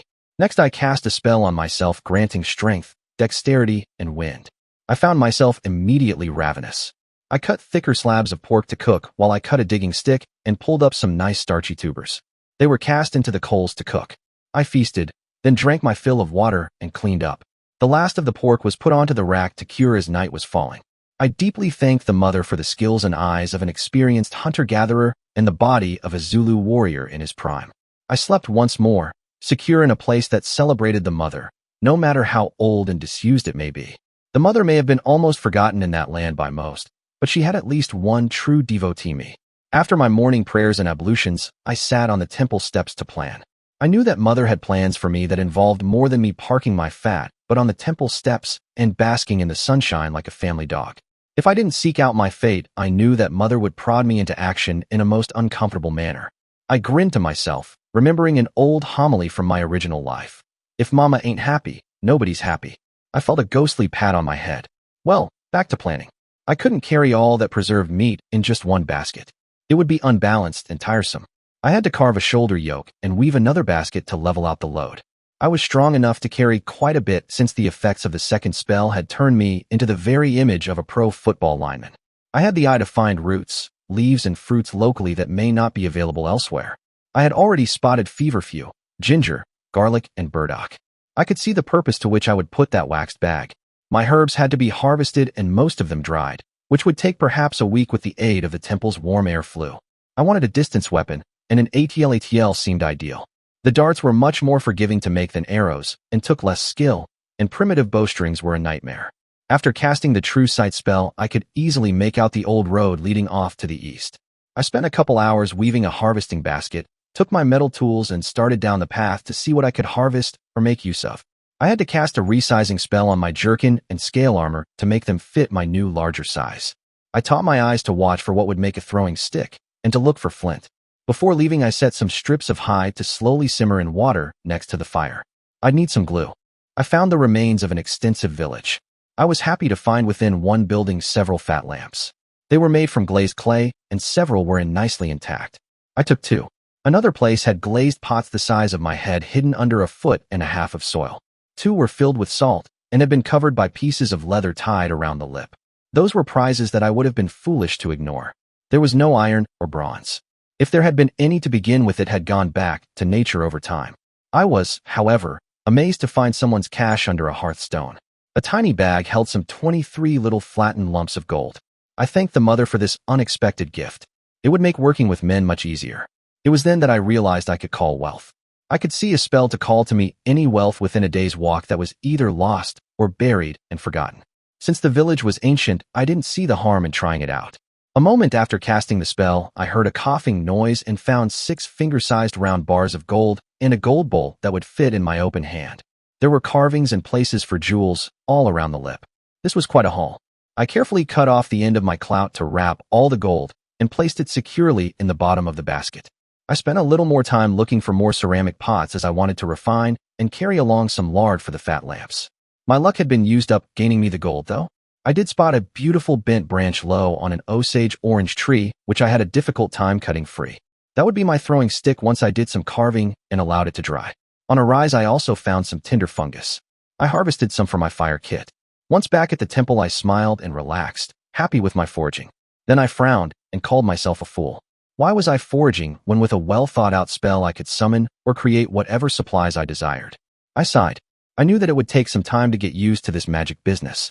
I wondered how to strike a balance between foraging what was available and creating it on the fly. I was certain that there was some sort of logic, some ethical boundary or concept that I hadn't conceived of. I resolved to consult the definitive source, the mother. I deliberately and clearly phrased my question, called wisdom from the mother, and fell asleep where I was. When I awoke, I found that I'd been given a master's class in ethics for a wizard. I could create anything that would not imperil, undercut, disenfranchise, or dishearten others. I could not create anything living, for that was the purview of the mother alone. Any action of mine which caused physical or mental suffering to another were my responsibility to address. And if it were not addressed as soon as possible, then there was an excellent chance that the mother would turn me into fertilizer and take her time doing it so that it would hurt. Now that was a threat that I could understand. I realized that keeping everything looking natural was my best way of not drawing attention to myself or my belongings. I was already a blinding flash and a deafening report when I considered walking into a village as a 6'4" Nubian warrior dressed in iron scale mail and bearing an 8-foot iron spear. I wasn't what you'd call innocuous. I thought about it for a while, then called up a limited glamour or a seeming. Whoever or whatever saw me was going to accept what they saw as natural, normal, and nothing to get thrashed about. I carefully cast it with a loophole. I could suspend it at any time and turn into a roaring Billy Badass barbarian at the drop of a hat. Of course, that would blow my cover, so I'd have to be judicious in its use, such as convincing a barkeeper not to beat a servant or to keep a guard from thrashing a child or assaulting a girl. Abuses of power. I would feel completely vindicated halting that sort of thing. That brought up another thought that I had to address before I went much further. What was my mandate? What did I see as my mission? What course lay before me? The Chinese had some great homilies. One was, with great power comes great responsibility. Damn, I wasn't just some kid anymore. I was in the bigs. I had to keep myself under control with a strict thumb and mash down any inappropriate tendencies before they had a chance to actualize. I wanted the mother to be proud of me, not consider me a problem child that should be recycled for my weight in fertilizer or animal feed. I couldn't fix the world. I shouldn't go trying to search out the world's evil either. Life was balance, and every time the balance fell to one strength or another, populations died. Wolves had their place. Ecology was a hard taskmaster, or rather mistress. I spread out my possessions on the altar. I started in making adjustments. My carry sack got a hickory frame, shoulder straps, and a belt strap. I rebuilt the bag to hold my possessions as well. The 2 salt jugs became 4 square, very strong ceramic jars with closely fitted wood lids, sized, so that all 4 would fill the bottom of my pack in 2 layers. I called up a wood box with a sliding top to hold the gold. I called into being cabochon cut and polished rubies to fill the voids around the lip of the gold cup. Another box was called up to hold my cooking bowl, spoon, a horn of hide glue, a large flask of oil, and another small steel knife. I knew what a fork and a spoon looked like, so I made myself one of each. Instead of carrying a water gourd, I created 2 water skins to hang off of the frame. The top layer of the bag held my cord in a canvas bag and my fire kit. It was a hefty pack, but not too bad. When I added the food panniers, I was a bit unhappy with the load. I called a mule. I knew that it may come from a ways away, so I occupied myself creating my ATLATL thrower and flights. I saw no reason not to just call up the flights, but the thrower I took my time with. I gradually carved and hand-rubbed the thing into existence. When I went to use it, I felt as if it were a part of my arm. It quickly became an accurate and powerful weapon in my hands. I made sure that my foodstuffs would not go off on me. After all, I didn't use the best method of preservation for all that pig, but I'd be awfully put out if it rotted. I put preservation spells on both panniers. Then I wondered what would be my cover. I needed a legend, a story to tell, and a reason to be wandering around. Hell, itinerant traders and spice merchants had a long history of running around loose, and nobody bothered them unless they were flat-out nuts. That brought other traders around in groups with bad attitudes. Besides, among traders I figured I'd get the freshest news and find out where the markets were. What to put together for inventory. It couldn't weigh too much, or both the mule and I would founder. As it was, I was going to lose one of those boxes of salt. In its place I was going to carry a ceramic spice box. I knew what black pepper was, where it came from, what it tasted like, and what it looked like on the tree. The same with cloves, cinnamon, and nutmeg. Now, it was possible that the mother had a taste for practical jokes, and this culture had railroads, ironclad steamships, and maybe even the telegraph, but I somehow doubted it. I was hoping for a pre-gunpowder civilization, and one that stayed that way. No electricity, no buildings over 3 stories tall, no jet engines, no internal combustion engines, and no goddamn cell phones. I hoped that the lever and rollers, block and tackle, and the Archimedes screw were as far as technology had progressed. I carried cards of straight pins and cards of needles, 20 sheathed knives with good steel similar to my own, a half-dozen axes, 6 pointed shovel blades, a few copper cups, a dozen packets of dry ink, and a handful of steel writing nibs. I told Mother what I had planned and didn't get any flack. Hopefully she wasn't feeding me enough rope to hang myself. We'd see. One afternoon, a big jack mule wandered into camp. He was a big fella.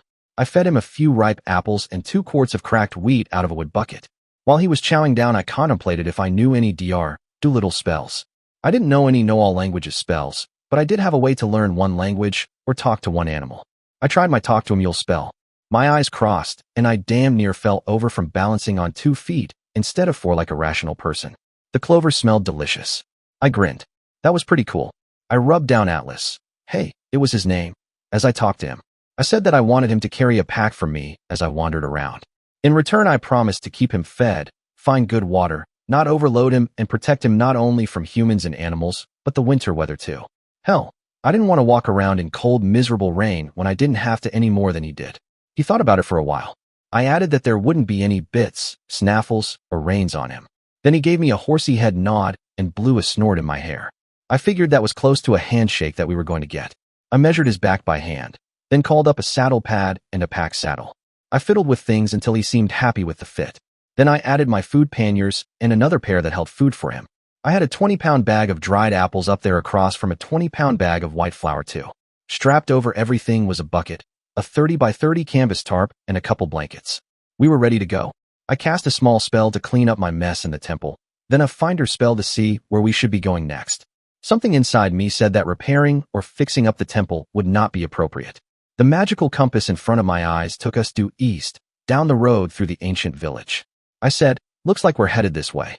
Let's see how far we can get before we find fresh fodder for you and good water. We set a good pace off into the woods. We had half a day to see what was store for us. The next morning, the temple floor was covered in large pit vipers, which had been out of sight in the hidden ways deep inside the walls. None would use the mother's temples without her blessing. The land soon became rough, then more and more mountainous as the trail led ever upward. The trees shifted from deciduous to coniferous. The lowland animals thinned, and only a few fur-bearers or larger predators ruled.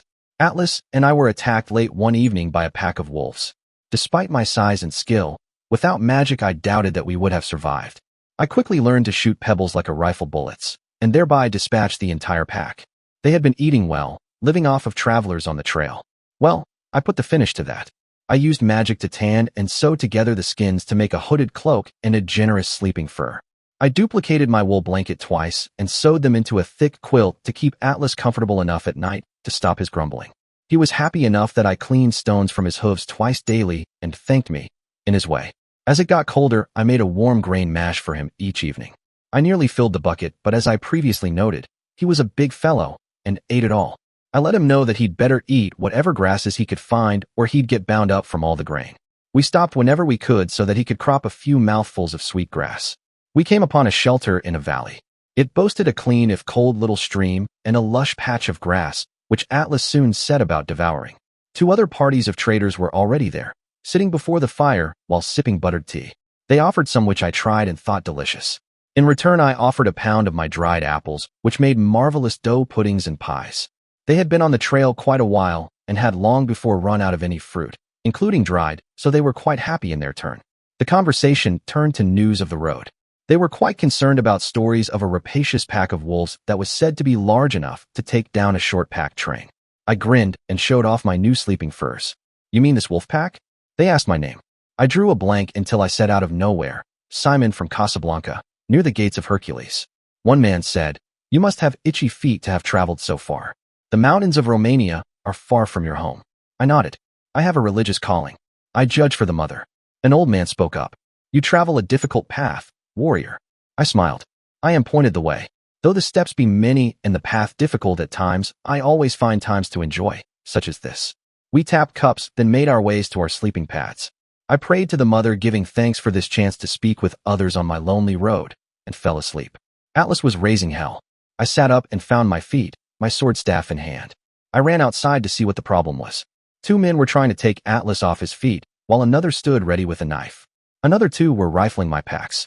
I took up a small handful of pebbles and gave each of them a third eye. They dropped like sacks of grain. I wrapped my necklace about the butt of my staff and drove the blade into the ground, then brought up the light at its brightest. It hissed in the night, driving back the darkness with a brilliant white actinic light that broke the dark for over 90 paces in all directions. I tossed the bodies into a pile and checked Atlas. He was healthy and unwounded, although pissed. All the others from the shelter were up, gawping at the sight. I called out, "I am a judge of the mother, and I find you wanting." A complicated spell spilled from my mouth that let me see the guilt in each man. Only one still alive showed treachery. He soon joined the others dead on the ground. I sighed and shook my head. Greed certainly drew the stupid, the venal, and the avaricious. Well, to the victor goes the spoils. I quenched the crystal's light, then retrieved my pack and sleeping furs. I rebuilt the fire. I would sleep there under the watchful eye of Atlas for the rest of the night. I made sure his quilt was near for him and lay down until dawn. I had shown myself the previous night. The remaining trading party quietly packed up, salaamed to me, and left up the trail from whence I had come. After a boiled grain and dried apple breakfast, I checked my panniers. My grains, dried apples, and preserved meats were getting low. I used a short series of spells to refill each bag and pannier. My salt and oil supply were likewise low and were magically replenished. I searched each body from neck to ankles to see what they brought to the table. Knives I found in profusion, though most were of inferior quality. I put them aside in a bundle as I could improve them through the arts into something worth selling. Their garments were ill-made and reeked of old sweat and fug. In the daylight, they proved to be an ugly group, none of which would I have trusted with so much as a bent copper. 8 mules stood about the camp besides Atlas. I went to each, removed their bits, and fed them warm grain mash. None were in good shape. I could see that I would be spending a month or so at that camp until they were ready for the trail once again. I checked their hooves and rubbed them down, making much of them. I duplicated Atlas' quilt until I had one for each of the new mules. Atlas realized that they were now part of his responsibility as my head mule. He went among them, nosing one, snorting with another. I could see them slowly take their ease and relax. I fed them grain twice a day. With the aid of the mother, the grass grew prodigiously, enough to keep them all fed and comfortable when at rest. I had the time to search through the packs the dead men had left me. Their food was thoroughly nasty. I disposed of it down the ravine along with their corpses. The only food worth keeping was their tea, sugar, and butter for the tea. They had some very nice woven rugs which needed cleaning. One must have been the chief or leader, as a small locked chest or till was in his luggage. I convinced the lock to open, finding coins of various countries and a small selection of gemstones. Now I knew what a copper looked like, a silver, and a modern gold.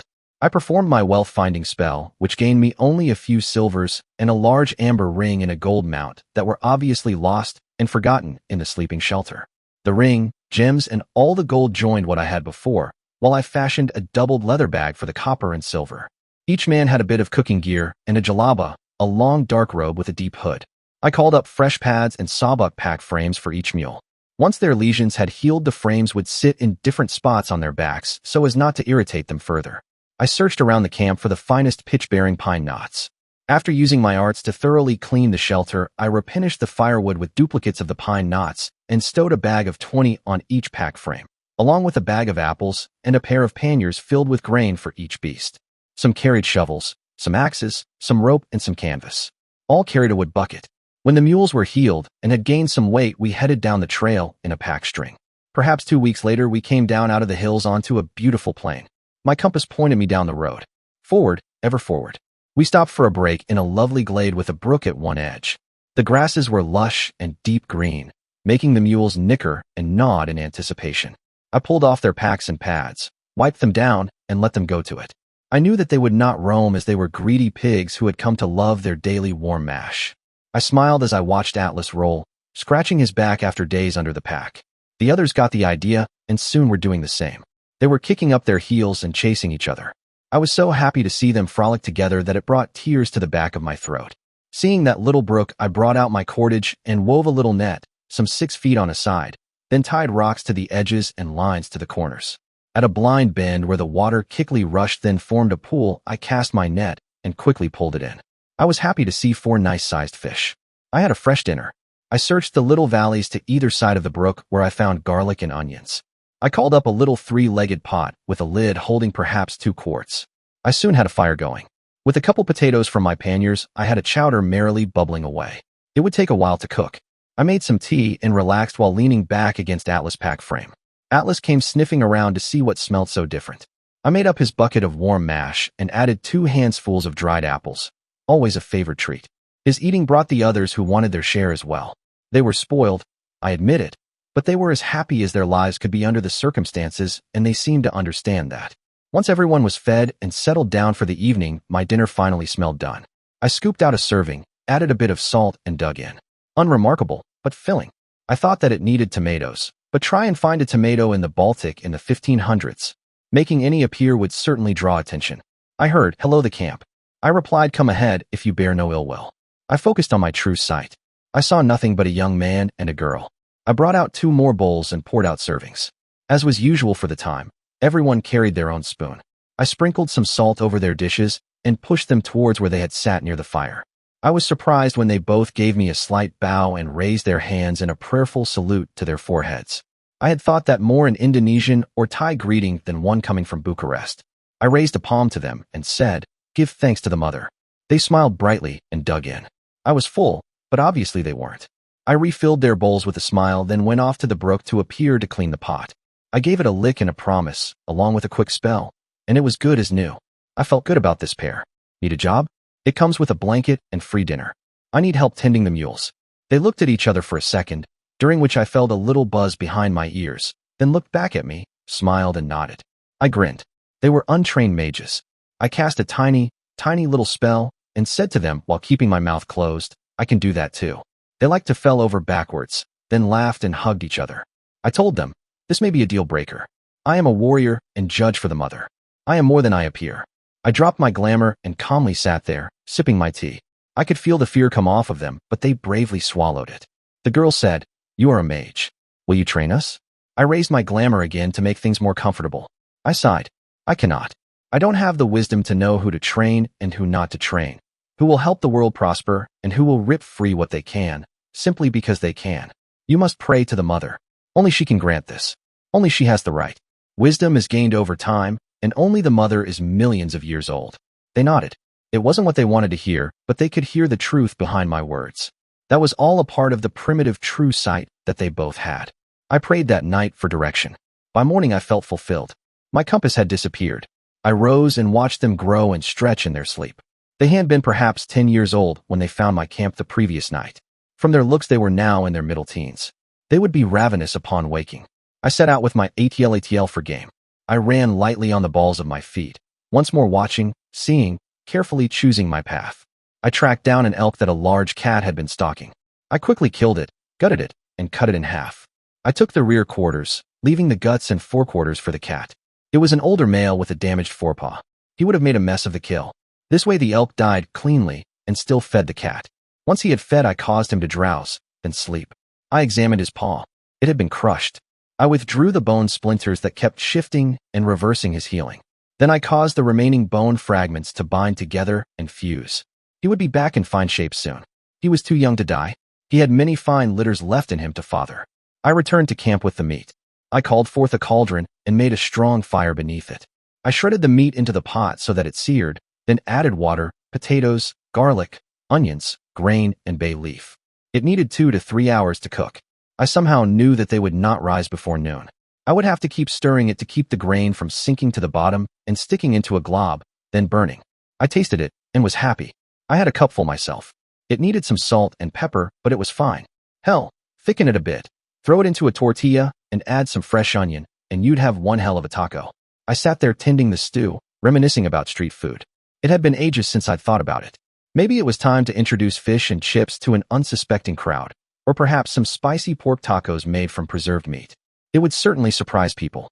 All I'd have to do was serve it and reveal the ingredients on a banner the following week. I felt a firm slap from an invisible hand on the back of my head and blushed. I'd always been a shit stirrer. I murmured, "Sorry, Mom." Got carried away there. I fed the kids and watched them try to cope with their new status in life. They were pretty out of it. No doubt I had been as well, but I'd been all alone where nobody could mess with me. I was on alert with my weapons at hand, watching in several ways. Luckily for any intruder, none were seen, because as a guardian, I wasn't in a very forgiving mood. A phrase came to mind: interfere not in the affairs of wizards, for ye could easily be crunchy and good to eat with ketchup. It sort of crystallized the mood of the day. They ate, they slept. They ate, they slept. They grew to stink so badly, I threw the both of them in the creek, clothing and all. That got their attention. I stood there with my fists on my hips and read them the right act. Clean up so you don't stink, or I'm going to drop you into a nice, deep ocean and let you swim back. Properly chastised, they scrubbed themselves and their clothing. I broke down and gave them a couple bars of soap, then dried their clothes for them after they rinsed and came out. I'd gone through half an elk, a sheep, and 2 goats feeding those kids. It was about time that they woke up. The mother told me that they knew runic now, but didn't know that they knew runic. I sat down with them on a couple of logs and began bootstrapping them into their new lives. First, I called for crystals and gently convinced some tree roots to become cages for them. Then a bit of my cordage got turned into necklaces. I showed them my crystal, then did the basic light spell on it. That captured their imagination. I brought them back to reality by making them put the pads and pack saddles on the mules. Then I used the jalabas and storage as models to make gray robes for them, as was proper for initiates. I wore the black robe of a master. I cast glamours on the 2 of them so that they didn't remind anyone of a pair of kids that had fled the city. We walked into town. The smells were indescribable and not very pleasant. In some ways, I found the state of things to be equivalent to 800 AD.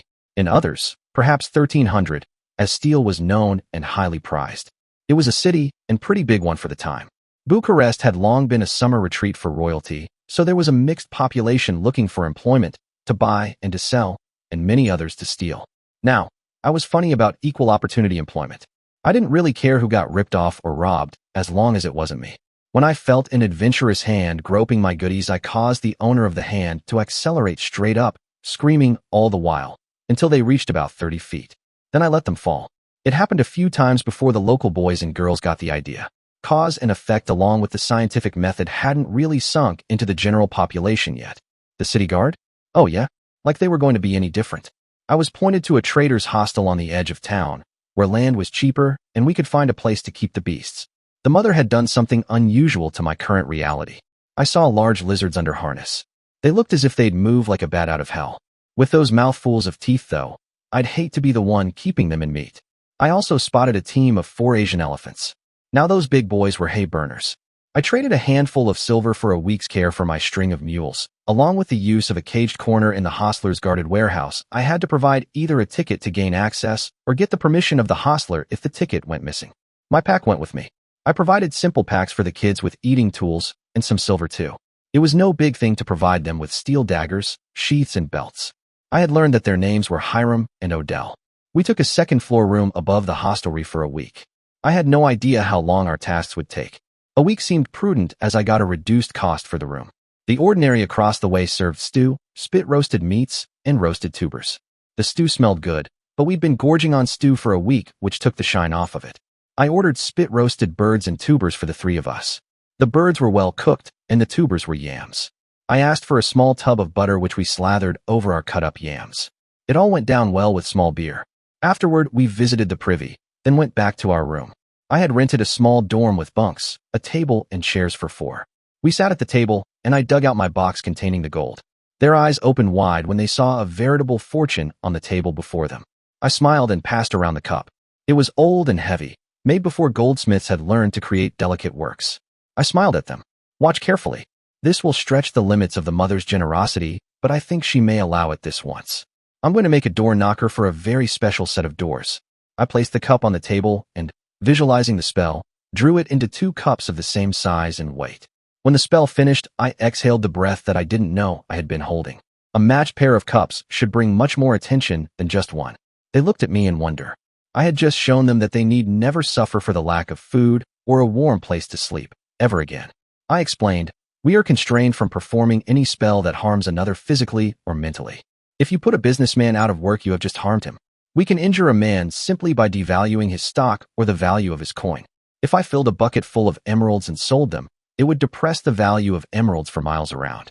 Anyone trying to make a living mining, collecting, shaping, or selling emeralds would quickly be out on the street, begging for food.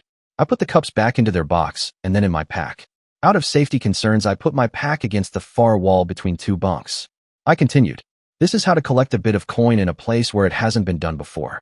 It seeks out lost or forgotten wealth. I shall limit my casting to 200 paces, as I have no idea what the spell will come up with in an old city like this. I carefully enunciated the spell for them, then tried to prepare for anything. I heard several loud pops, and the table between us creaked and collapsed under the load. A great cloud of dust flew everywhere. I waved my hand in front of my face and coughed, then sneezed. It seemed that at one time wealth in the city was measured in iron bowls, great iron sand-poured discs with 4 large knobs around the edges, like the legs on a bull's hide. I rose and stacked the bowls on edge next to the door. Some 18 were there. They each weighed about the same, that of an adult man.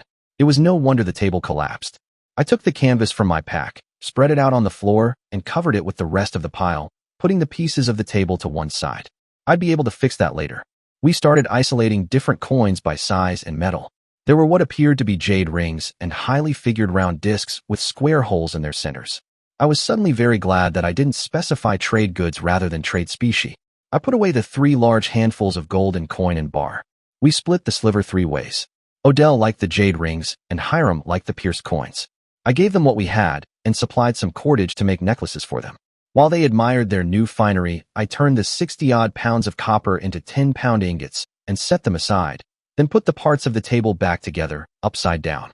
I told them, I've not tried this before, but it should be possible. I cast a spell of wholeness and strengthening. The rickety excuse for a table transformed into a heavy trestle table with a 2-inch thick top.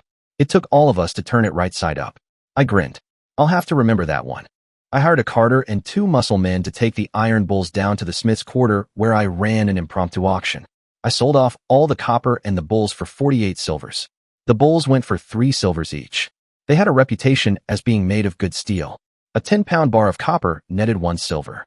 These exchange rates had a basis in labor. A good worker could expect 5 or even 6 coppers for a day's work. A silver was a month's wages and weighed 4 times that of a copper. Depending on its size, a gold was worth from 6 months' labor to a decade. The finger-sized bars were worth 10 years of a man's labor. A finger of gold weighed perhaps 4 ounces.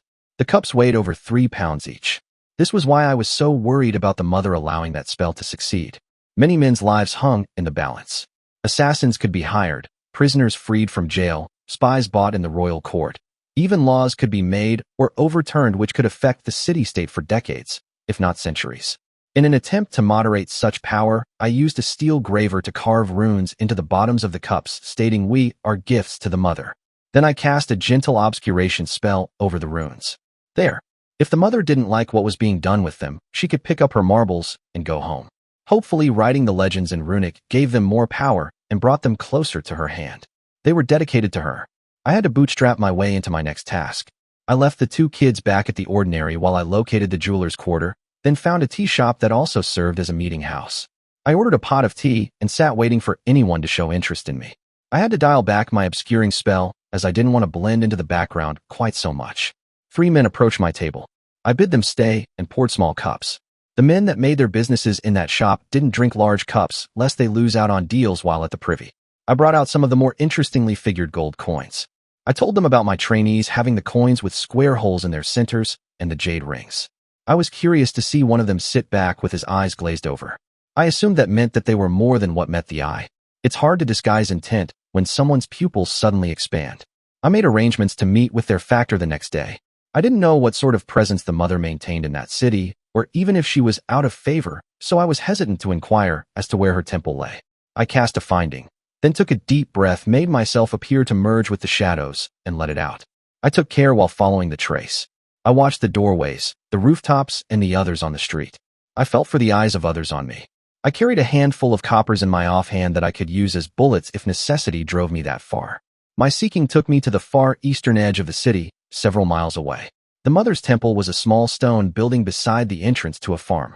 It appeared to be a reliquary rather than a temple. The path was overgrown with brush, grasses, and small trees. Rather than pull the brush, I laid my palm on the ground, then cast a small spell in the form of a prayer, honor the mother. Slowly the underbrush pulled toward either side, leaving a clean white path down the middle. I cast what was becoming one of my favorite spells on the building, repair and strengthen. The stones shifted, the walls trued, and the gray left the stones. When I walked inside, I felt the barest flicker of the mother there. This simply would not do. What was left was but a vestibule of what was. The temple had been robbed of its very structure for others to build with. I abandoned my plans for infiltrating the ruling hierarchy of the city. This was more important. I recalled how the temple in the jungle was built.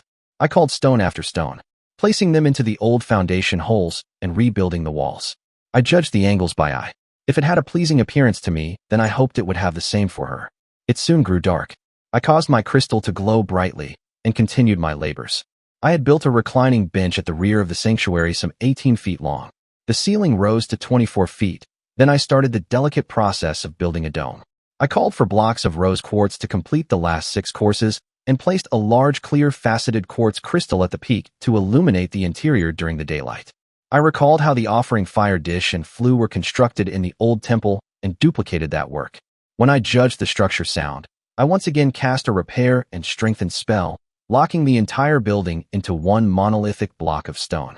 I was pleased to watch the seams between the stones glow yellow-red, following from seam to seam around the building and up to the top of the dome. When it had finished, I couldn't find evidence of a single seam left behind. I called my pack and my sleeping furs to me. I took up one of the consecrated bowls and called water to me to fill it. I then chanted the paean to the mother that had been etched into the stone walls of her temple so many centuries before, as I used my fingers to sprinkle clean water over the walls and floor. I slowly began to feel her presence as the walls began to glow with a gentle green light. I smelled spicy growing things like moss and the sweetness of swamp iris. I was tired, and I was finished. I lay down on my furs, said one final prayer to the mother and the lady in thanks for my abilities, and prayed for the wisdom to use them without harm. I fell asleep on a soft, welcoming bed. When I rose, I found my 2 trainees sitting near the doorway, watching me. I curiously asked, "How did you find me?" Hiram said, "We didn't. We woke up here out of a sound sleep. Did you know that this entire temple is glowing green? I rebuilt it over most of yesterday and last night. Then I reconsecrated it to the mother. Your mage sight allows the 2 of you to see many things that others cannot. You have been influenced by the physical power of the mother in your healing. Now you have seen a little of her deeper strength. When you worship her or pray to her and feel her arms about you, this is true witness to her being touching yours. Your futures are not yet clear, but if like me your paths are that of the warrior priest, many things will become clear to you, both terrifying and overwhelming." I heard Atlas nicker from outside. I walked out along with my 2 scrubs to find all our mules and packs. It appears that the mother thinks we would best serve her here than in town. I looked about the old, decrepit farm behind the temple with a new eye. This had been the property of the temple. When the offerings failed and the worshippers went elsewhere, the priests and celebrants either died or went to other temples, allowing the land to become fallow, then overgrown.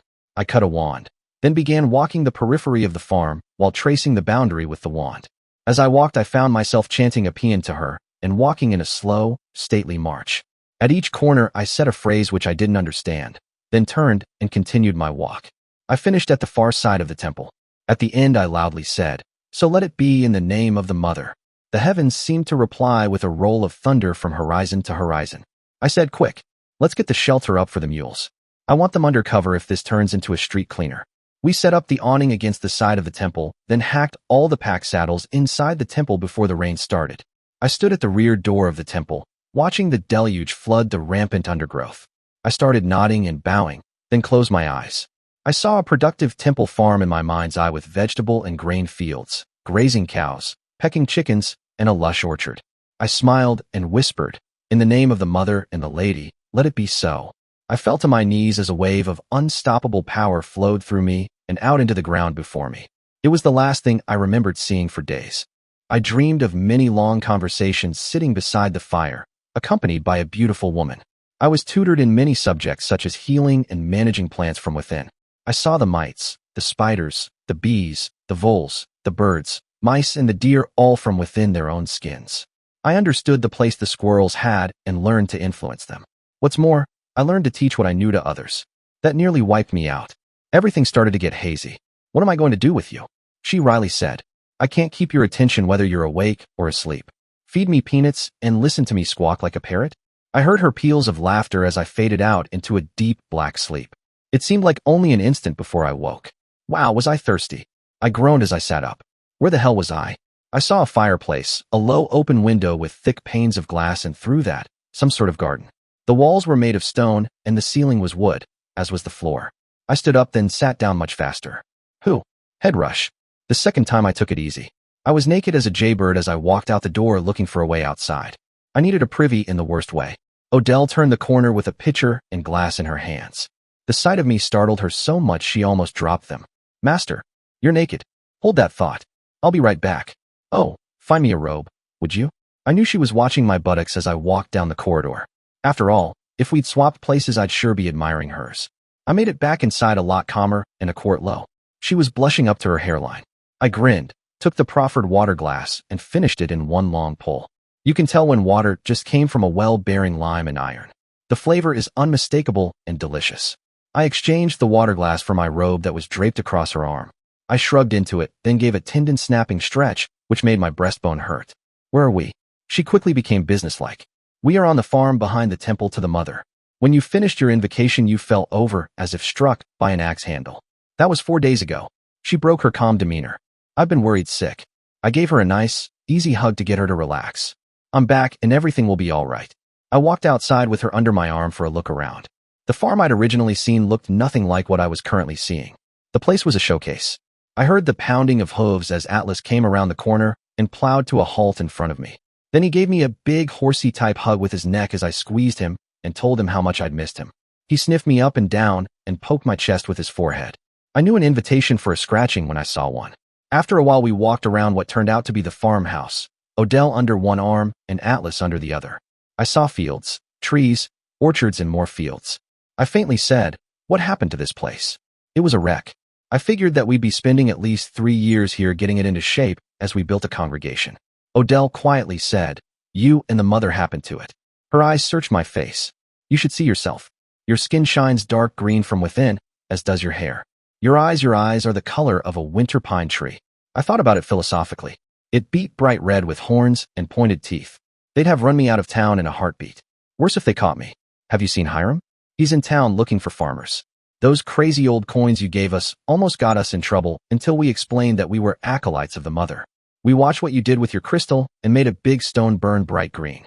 After that, city guards followed us around. They said it was to keep us safe, but the way they were watching us, I figured that it was to keep everyone else safe from us." I snickered. "During our next class, I'll show the both of you how to make a rock act like an arrowhead shot from a very strong bow, without needing the bow, bowstring, shaft, knock, or fletching.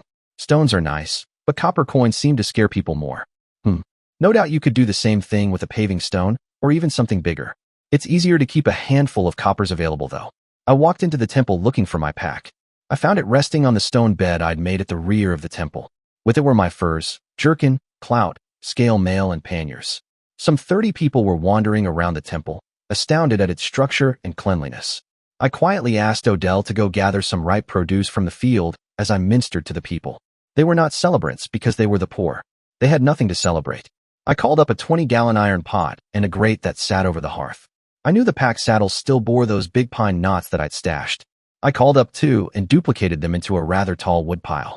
I piled a few together in the hearth and called fire to light them off. The smoke perfumed the air with the smell of the pine resin. I talked as I worked. "We celebrate the mother in all the things we do: cleaning, washing, gardening, cooking, and tending the children. If you think of the mother as you perform these actions, then you are doubly blessed. The feel of the warm sun warming your back as the early morning dew dries from your clothes. The feeling of your muscles stretching both before and after work. I prepare this food for you in the name of the mother and hope that you sweetly anticipate its flavor and richness, then the feeling of satiation once you have finished. I used a large piece of my preserved pig, which I recalled back to its original form and duplicated until the kettle was over half full.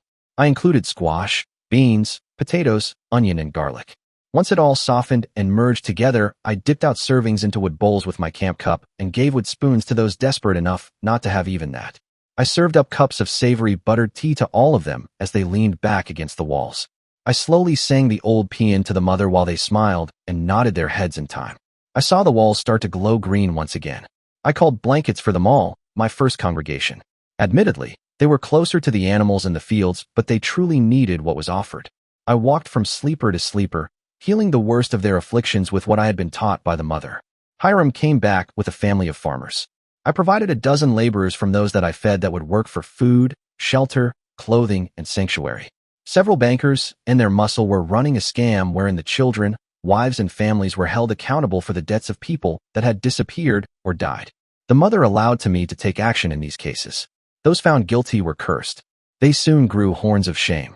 Over half the bankers in the city were turned into devils with horns, bright red skin, and the eyes of a snake, including several of those holding high offices in the government.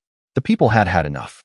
The horned ones were hounded to the harbor where their choice was to be speared to death or forced to jump into the harbor waters. Once their men with long forked poles pushed those attempting to climb out back in until they all died of exhaustion and floated downstream. Within a week it was as if a great pact was sworn. The matter was never spoken of again. There was one further fallout to the plague of the horned ones. Bankers, traders, and storekeepers that often gouged their customers were accused of covering something up, while their customers gazed significantly at their foreheads. Nervous merchants tended to move out of the city. Gradually, my skin tone shifted back from green to a more normal brown. At the same time, I slowly grew uncomfortable. I described it as itchy feet. By the middle of spring, I'd had enough. The kids were doing well enough on their own. It was time to reassemble my pack string and leave. Atlas looked like he was ready to do some traveling as well. With 3 mules behind me, I headed out of the city gates to the southeast. I had a long way to go. I'd left a celebratory bowl with the kids along with some of the gold and most of the silver. The kids had memorized the paean to the mother for the services and had agreed to stick around the temple until something better came along. My pork was still as fresh as the day I'd made it thanks to the spells I'd laid on the panniers. The wolf skins were looking a bit ratty, so I applied his repair and strengthen spell on the cloak and sleeping furs. It made them as dense as a grizzly bear fur, yet still soft and comfortable from the heavy layer of guard hairs. Those damned pigskin sandals still had a lot of miles left on them. As I walked, I opened himself up to the life around me. The gifts of the mother were varied and freely given. It humbled me to feel that I was part of it all. I had become irreverent with the power available to me and what had flown through me. I must bring myself under control.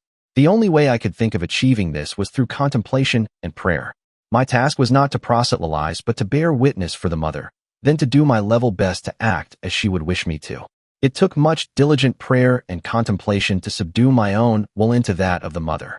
My prayers tended to be requests for guidance and to bring humility to my life. Only by acknowledging my responsibilities and debts could I act in an honorable fashion. The old homily rang through my very being: with great power comes great responsibility. I gained clarity of purpose and my stride lengthened. Whenever I came upon a campsite that felt right, with good water and fodder and a generous place to shelter from storms or other weather, I built a small roadside shrine at the edge of the shelter with a stone canopy. Then I consecrated it to the mother. To keep the shrines from being defaced or destroyed, I cast a repair and strengthen spell on them. Creating and dedicating them sapped my energy, but not my willpower. In this way, an artery of the mother's influence spread from the temple in Bucharest to Sofia in the south, then east to Istanbul and Ankara. I sat on a headstone east of town, contemplating my route. I had a mountain range to traverse before I saw Antioch. I had taken to traveling with what I called a fascine knife, or what was called in current times a farmer's hook. I harvested grasses for the mules and kept bundles on their pack saddles. By the subtle use of a spell, they remained fresh and attractive to the beasts. When I became low on fodder in inhospitable places, I simply duplicated several bundles. Good campgrounds were few and far between, yet I did my best to improve what I could find, in each place bringing forth a spring for water and asking the mother's grace to bring fodder. Then I called up clean white stone to make a shrine and spent a day consecrating it. Thus it took over a season to bring me to the plains of Antioch and the great river that ran near it. As I sat on my heels looking at the green below, I asked, "What do you think, Mother?" "I think that a new temple to bless the fields would be appropriate." I felt a rush of energy, as if to say, "All right, you've rested. Now get off your ass and get busy." I smiled and started down the trail. I took a room after bedding down the mules. The dinner they served was vegetarian, but spicy. I found it edible, but it wouldn't be a favorite of mine. First I needed funds. Then I had to find and secure the land for the temple. Then I had to hire builders to quarry, transport, and lay the stone. That was how the mother wanted it done, so that was how it was to be. Like many other city-states, coins minted elsewhere were viewed with disfavor and given a lesser value, even if the metal making them up was of higher grade and weight. It was parochialism at its finest. I rented a large cart that was built strong enough to carry stone and bought enough chests to cover it. I convinced all 4 of my mules to bear it some distance between the city and the high hills. At dawn, when few observers would be about, I called for lost or misplaced silver from the city, hills, and all places between them. I felt as if many of the coins that appeared came from crypts and reliquaries deep in the caves of the hills. Many were blackened and corroded. A simple repair and strengthen made them look like new. I recognized some as coming from an age-long past when the Romans put their stamp on the lands. I estimated that I gained perhaps 3,000 to 4,000 silver coins. I closed the chests and guided my now protesting mules back to the city. We drove up to the office of the city clerk, where I secured the team. After taking a chest, I cast a true spell, not a seeming, that would give anyone that touched the wagon, its contents, or the team a severe burn. Within, I found the land office, where I located a nice plot between the river and the fields. I wrote down its corner numbers before standing in line to wait for a clerk. The line soon shortened, and it was my turn. I adopted a pleasant face and made it known that I wished to purchase a bit of land. I slipped him a couple silvers to gain his cooperation. He started filling out forms, writing in a fair hand. I took up each one to check as he worked. I found that he had decided to rent the property to me for 2 years, and all improvements would go back to the owner. I punched the counter and thundered out, "Deceptive worm. This is a 2-year lease." I requested a purchase contract for the land. "Correct this, lest you learn at your peril whom you are dealing with." He blanched for a moment, then tore up the documents he had been working on and reached for another pile. I noticed a guard, perhaps a captain because of the finery, enter the office to stand near the doorway. The contract completed, the clerk turned to me once again. "The cost of the land is 1,200 denarii. The city tax and registration fee is 120 denarii. I raised my eyebrow at what seemed to be a usuriously high processing cost, then opened the chest and started stacking piles of silver coins. The clerk started, then said, "I cannot accept the face value of these coins. They are obviously counterfeit and worth perhaps 1/4 of their face value." That did it. I cranked up the volume and dropped my seeming, appearing to grow by 8 inches and 100 or more pounds of muscle. "Useless dog. These are minted coins of this realm, many cast centuries before your worthless ass was born. In return for your swinish greed, I have a gift for you." I cast a series of spells. His face grew a piggy snout sporting piggy ears. He developed piggy eyes and piggy fangs. His fingers fused into piggy hooves. I completed the spell, and he dropped to all 4s, squealing and running out the door as fast as his piggy ass could run. "I'll bet he's in someone's cooking pot by tonight." Next clerk. After that exhibition, I had no difficulty getting my deed signed, sealed, and filed. The captain sauntered after me as I carried my now lighter chest out the door. Some poor fool had tried to rob me. He ignored the stinging sensation and earned himself 2 hands burned into useless clubs. He lay on the ground rocking and weeping in pain. I canceled the defensive spell and put the chest back in the bed of the cart. Then I squatted down on my heels next to him. "I am willing to heal you if you promise me something in return." He looked up at me with tears in his eyes. "Anything. Anything, just give me my hands back. You may as well kill me as take my hands. It would be a more merciful death than starving or dying from the rot." I sat up a bit. "I shall ask for no more than you are willing to give. In return for healing you, I require 5 years of your life as a temple guard and farmer. A new temple dedicated to life and growth will be built soon, near the road just across the river. Do you agree?" His eyes lit with hope. "Yes, I agree. So be it. In the name of the mother, I heal you." I put my hands on his shoulders and let the energy slowly flow through him. Old broken bones straightened, lesions healed, his teeth became as new, and the worms destroying his eyes disappeared while their damage was reversed. He straightened out and relaxed, not hurting in some fashion for the first time in years. Then he noticed me watching him and quickly stood up. He went to one knee with a bowed head. "Master, I thank you. I am yours." I shook my head and raised him up. "Man, look me in the eye. I am a warrior priest of the mother, for whom you are now an acolyte. I fished out a handful of silver and handed it to him. Dress yourself well, buy equipment as if for the road, and make camp just to the left of the road across the river. Tomorrow we shall mark out the temple boundaries and begin sanctifying it. Then we will need to find builders, masons. He gave me a broad smile. I know of all the builders in the city. I can guide you, Sir Priest. I grinned wryly. I carry no titles as I deserve none. Call me by my given name, Simon. He nodded furiously and walked away with a bounce in his step. I remembered the guard captain as he said behind me, "You'll be lucky to see him again. He's a repeat criminal." I smiled at him. Somehow the mother touches whomever she wants. It leaves a sign that I can see. He's hers now. I clapped him on the shoulder. Come, let's find a place with good wine. I'll buy? I'm sure that you have several questions to ask me which your superiors will demand answers. He showed me a low-stone tavern that promised to remain cool during scorching summer afternoons. He ordered a bottle that had the barkeep scrambling for his cellar to find. We filled our glasses and tapped them in a toast. He said, "To peace." I replied, "To balance." His eyebrow raised, but accepted the sentiment and sipped with me. He had found the good stuff. It was strong, too. I asked for a pitcher of water and said, "A bottle of this would make me very happy and very drunk." He replied, "Yup, and the good thing is it won't give you much of the wine flu afterwards. It's pricey, though, usually out of my budget." My thanks. We got down to the questions. Are you human? Yes. Do you intend evil or retribution to this city or any within it? Not unless provoked. He nodded at the limitation. You claim to be a warrior priest of the mother. Can you prove your magnification? I shrugged, closed my eyes, and settled myself. With a calming breath, I whispered a prayer, asking that the mother show her blessing. I felt sunshine across my skin and smelled the spicy, pervasive smells of a forest glade just after a rain. I opened my eyes and smiled.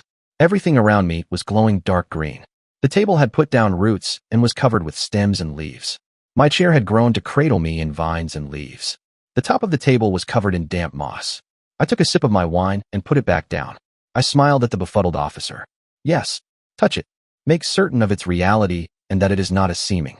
He ran his hand over the moss, then pinched off a bit and tasted it. Then he bent down and sniffed where he had pinched. He sat back up and nodded. I am convinced. I shall ask the mother to reverse her changes which otherwise would wither and die in this place. After a brief prayer of thanks, I asked that the balance be restored. I felt a glow all over me, knowing then that I had done the right thing. I opened my eyes to a more normal scene. He was staring at me. Your eyes and skin are dark green now. I shrugged. Depending on how I please the mother, some blessings are more visible and longer lasting than others. He shook his head and left. I smiled and settled back to finish the bottle. I ordered 2 more bottles and paid for it all before I left. If the mother approved, it would make a very nice offertory wine for the temple. I'd have to find the vintner to buy it by the barrel so as not to cheat him out of his labors. I dealt with the hostler for secure storage for my new wagon and wealth, then locked it all away, took the harnesses off of the mules and brushed them down while making much of them. They had performed wonderfully for me that day. I made them know that I appreciated it. There was nothing worse than a horse or mule that felt sorry for itself. I was still a bit tipsy as I returned to my rented room. I curled my lip with my hands on my hips. I could do better than this and still not make the owner panic. I cast repair and strengthen over the entire room walls, floor and ceiling, as well as the contents. I made the glass into clear panes and sealed up gaps where they shouldn't be any. The door became a 4-inch thick slab of cured oak with hinges that would secure a barn door. I didn't fool with the latch much because what I would have done would definitely be beyond the local technology. A Schlage deadbolt would have been beyond the pale. I sufficed with a nice, thick double crossbar for the door and the window. I summoned a thunder mug, a pitcher of water and a glass for later, then sent up a most satisfied thanks to the lady and fell asleep. I was more than a bit dry-mouthed in the morning. I presumed that I had drunk a reinforced vintage, one that had alcohol added to it, been dosed with brandy, or was an ice wine, a wine that was frozen and the plates of ice removed to fortify the remaining liquid. After dressing, relieving myself, and eating a pastry for breakfast, I returned to the tavern that I'd been in the previous day to learn where that wine came from. At first, the innkeeper wanted to be the middleman. He was an old trader and knew a good thing when he saw it. However, I insisted, telling him that I would be purchasing it by the barrel for the temple. I slipped him a gold for the information, which brightened up his day considerably. He hadn't seen a gold since he retired from the road, several years before. He looked pretty beat up and bent over from a long, hard life. I knew that I couldn't help everybody, but when the mood struck me, or commanded by the lady, I could give aid. I had him sit down, then stood behind him with my hands on his shoulders. I breathed life and recovery into him. I didn't make him any younger, but I sure made his last decades more enjoyable. Lester became a cheerful source of information for me during the coming months and years. Dental, my thief-turned-acolyte, was where I expected. We explored the property lines, finding the markers. I replaced the small stone pyramids with 4-foot obelisks driven deeply into the ground. Then I walked the property line chanting all the way. When I finished, I had enough energy left to lay out my skins, chew a bit of jerky, and drop. Mother, this blessing and dedication stuff is hard work. I need a bigger battery. Come morning, I rose, made water, and did it all again. It took 4 days and 4 passes to complete the dedication. Dental was my camp keeper, cooking and taking care of the animals as I worked myself insensible. After resting, I saw my next task to be building a place for Dental and myself to live on the site. It had been consecrated to the mother and could not be left unoccupied to be sullied by the ignorant or the hostile. I used a form of farsight to look for a stone quarry. I looked in wider and wider circles until I found an open pit quarry, quite old and disused, deep in the desert, almost filled in by the sands. I called stones larger than I was. Some were buried as foundation work. Some helped form a huge break at the shoreline to stop erosion and troubles in times of flooding. Some floored over a large courtyard between the river and where the rear of the temple would lay. The floor of the plaza lay perhaps a foot higher than the high water marks I observed on the trees. I carved bollards to hold ropes so that small ships could tie up on the river. I caused to be built a half-sized copy of the temple in Bucharest as a quiet place to contemplate the mother away from where the main temple would be built. The smaller temple was given 4 side rooms, which would make admirable, if spare, sleeping quarters. All the fireplaces led to a common flue that the offertory bowl in the main temple also used. In one room, I formed a small kitchen with a table heavy enough at which to both work and eat. A swing-arm fireplace was a bit advanced for the culture, but I figured that it could easily be accepted and adopted. The same with a Dutch oven that could be used to cook pies and other baked goods. I'd seen beehive ovens in my travels, so one went up next to the kitchen and covered over to protect the clay from rains. Rather than put copies of my panniers on the ground where insects and rodents could easily make their homes, I hung them on pegs at least a foot off the ground. I copied the improved chairs, bed, table, and nightstand from my rented room for each of the bedrooms. Then I ran up against the idea of theft by loss of service. I bought many mule loads of firewood. There was local access to sugar and mustard seed. I bought covered crocks and vinegar, then cucumbers to make pickles and cabbage to make coleslaw. I realized something was missing with my coleslaw and couldn't figure it out until I hit on celery seed. It made stews more savory as well. We had to buy wood tubs and grain, as only a madman would drink the water. Everyone except the wealthy drank small beer day and night. The wealthy drank mead or wine. Even watered wine wouldn't kill you or make you sick as long as you replaced 1/3 of the volume with wine. I doubled the thickness of the roof and walls of the room that we turned into our brewery and blocked the windows. We wanted it cool and still year-round. I marked the foundation lines of the new temple and sketched out what I wanted on a rough sheet of papyrus. I don't think they'd ever seen a measure drawing before, and it made a big hit.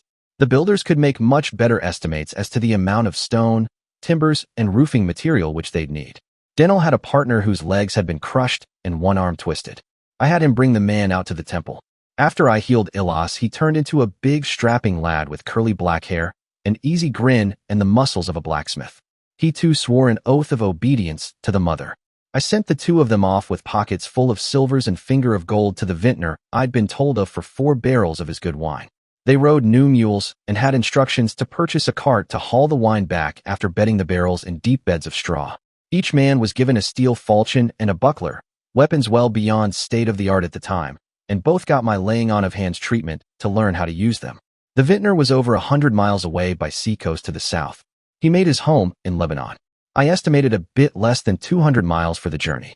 They would be following the coast, but some of their path was mountainous and some was contested. I began laying out stacks of silver to mine, transport, and lay all that stone. The temple was to be 180 feet long. The central nave and sanctuary were to be 60 by 60 feet with 18-foot tall walls. That would give us 2 rooms to either side of the main temple for classrooms and eating, or even sleeping for any claiming sanctuary. 2 long low buildings close to our mini temple were to be used for farmers, and perhaps we could raise goats and chickens for milk, eggs, and meat. I had yet to survey the fields with an eye towards irrigation and flood prevention. It was past the traditional time to plow and plant a garden or a field, but the season there was long and hot. I had some seed in my pack, but not enough for the size of the vegetable garden I envisioned needing. By the grace of the mother, more sprouts started coming up than I had planted. I sent a laborer to town with some silver to quickly purchase gardening hose and water buckets. The second and third sons of farmers soon came seeking food and shelter. They were happily surprised to earn coppers as well. I received permission to do a rush job on the housing to give them places to stay. The row housing didn't look like much to me, but the stone walls and heavy ceilings seemed palatial to them, used to living in soddies half dug out of the ground. I had to disperse salt, flour, preserved meat, and vegetables the first season. We had 3 chicken coops started after the first month. Every household was given a bucket, a large and a small pot, spoons and knives, blankets, a table, chairs, and a raised bed with a mattress. I went on a weekly patrol through them, all healing wounds and watching for infection and diseases. When it got cooler and the storms came, I supplied shutters and doors, then overhangs over the windows and doorways. I tried to watch over them, for they were my responsibility. However, I knew that I couldn't coddle them lest they be spoiled. I spent many hours thinking of how to strike a balance. I prayed for ideas. Without my intervention, a warm spring came up in a broad, shallow pool, which emptied into the river.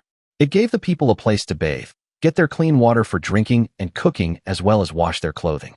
Once a month, we held a hunt in the wooded hills for meat and skins. They knew how to make soap with hardwood ashes, and I provided fired clay fat lamps, needles, and thread as holiday gifts. When the temperatures got down to the low 40s at night, I tacked sheets of waxed parchment over the windows with lath strips and tacks. It made it darker inside, but much warmer. The mother provided grapes and oranges at the weekly feasts. The children tended not to get sick.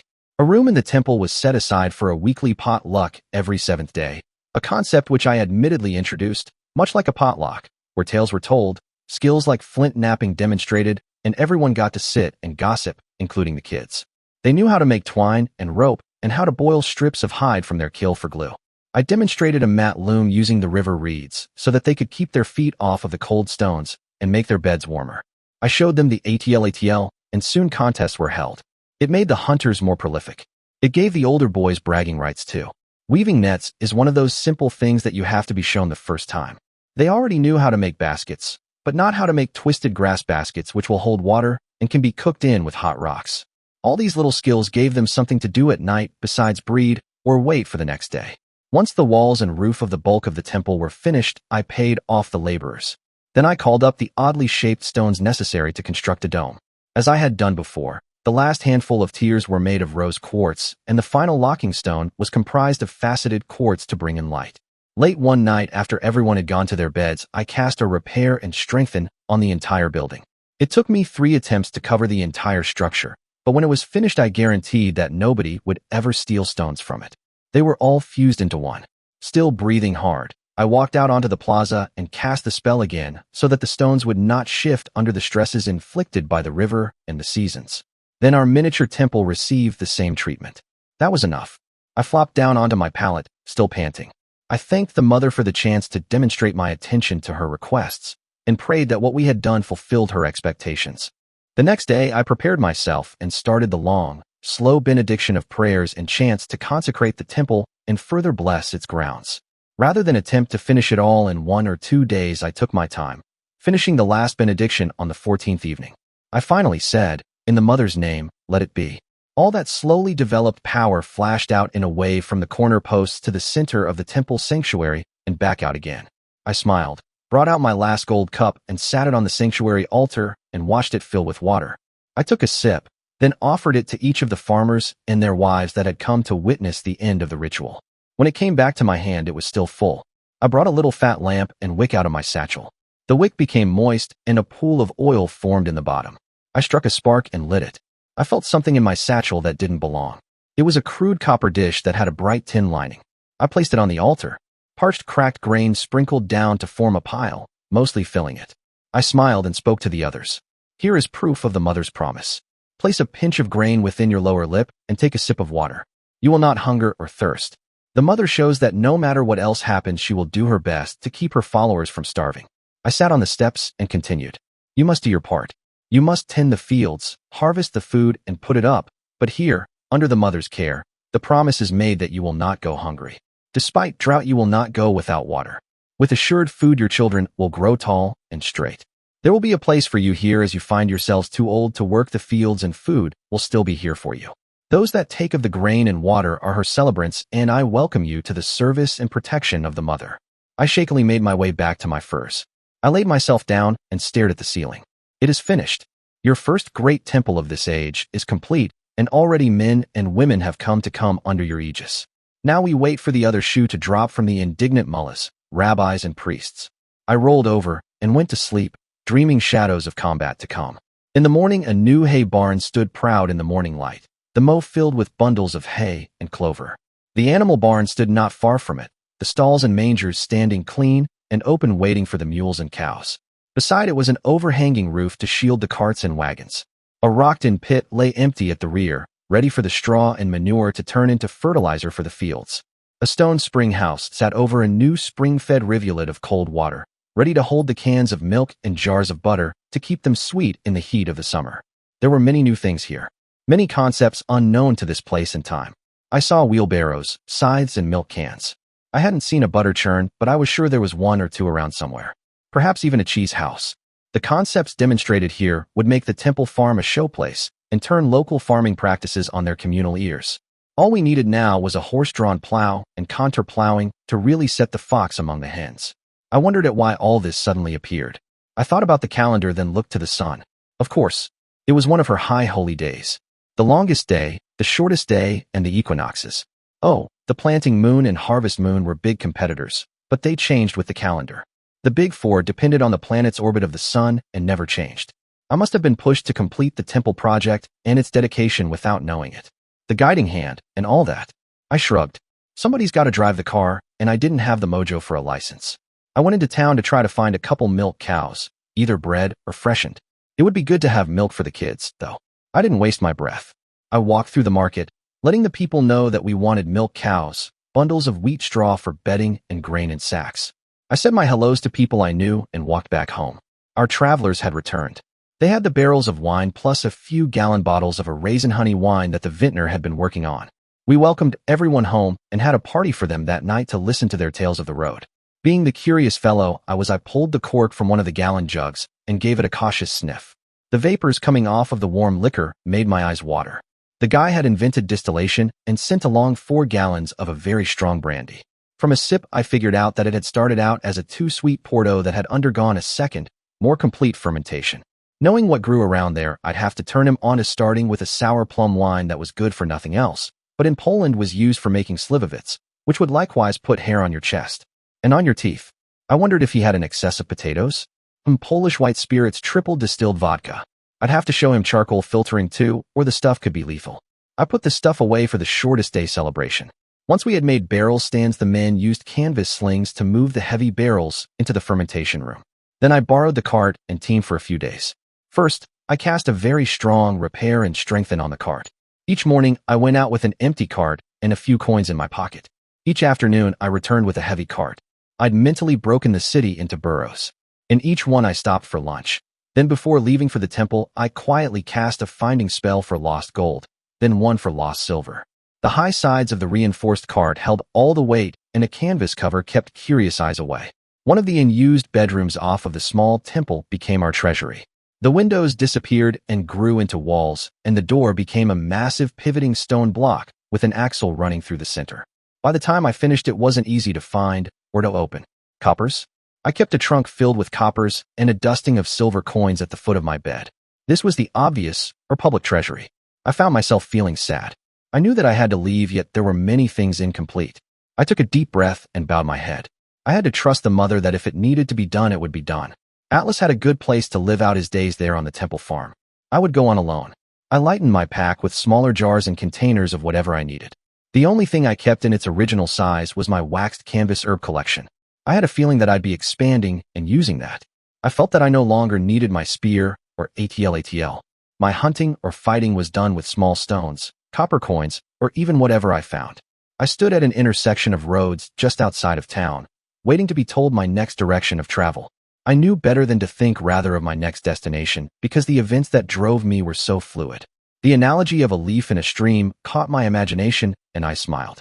I walked to the side of the road and sat down, Caesar, in order to fall into a light zazen trance. This quickly became a mantra to the mother. I could feel the smile on my face as I relaxed, waiting for direction. As nightfall came upon me, I gained no instruction. I concluded that this was to be my call. I brought up a memory of a map of the world. Perhaps northern India. The mountainous regions to the north, which later would become the stands, were truly formidable and virtually unpopulated except for goat herds and those that had run away from things bad enough to chase them to such a brutal environment. Still, I recalled the presence of many large distributed caves that entire villages could shelter in and thrive. Their only lack was for arable land to farm. Food had to be obtained somehow, and that source traditionally had been raiding. Perhaps the hand of the mother might gain a hold there and make some of the hidden valleys fruitful. It was a possible path among many. Some of the great Pan-Asian trade routes had Antioch as one terminus. It was simple to follow the trail northeast through the river valleys among the mountains to Malaya. It was fall, the harvest season. I will always remember that city for the scents and tastes of the luscious apricots grown there by the tens of thousands. From there I followed the rich Euphrates Valley east to what would perhaps be Armenia. In Yerevan, I grew tired of walking. My sandals gave out on the trail, which vexed me to no end. I purchased a pair of sturdy low bull-hide boots there and investigated what steeds were on the market. I was bemused to find more camels than any other beast. I decided to investigate whether or not I could form a bond with these odd-looking animals. One morning, just after sunrise, I sat down with my back to a pole, making up a stableman's paddock. I had my pack with me and my usual 2-gallon water bags. I also had a bag of fresh pitted apricots the size of my head. It had been quite a while since I'd spoken the talks to animals spell. I had to think a moment to recall all of its little details. I cast it with a bit of camel hair in my hand, inhaling the scent of the huge beasts behind me. They were smarter than I had thought. It was no wonder that they had a reputation for copying an attitude. A few came over to see what I was about. I introduced myself, telling them that I was going to travel far south. I needed a sturdy steed to bear me and 1 or 2 pack beasts, if for no other reason than to give them some company so life on the trail would not make them feel so alone. One young male sniffed at me. I smell stone fruit. I wonder if he would share? I stealthily filled my hand with fresh apricot halves and held them out behind me, through the fence. I felt velvety lips gently take them from me. He listened. This one listens. Several camels lay down close to me across the fence, and the interrogation began. Yes, I carried grain for my animals, and sweet grass too, for barren campgrounds. I noted that I could summon water from nearly anywhere, as I was a warrior priest of the mother. I was surprised that they understood my meaning. It was nearly noon when I stood. 3 camels stood as well. We ambled over to the stable master. Greetings, man. He replied, may Allah hold you close. Oh, Islamic Turks. I replied, Inshallah, or as God wills.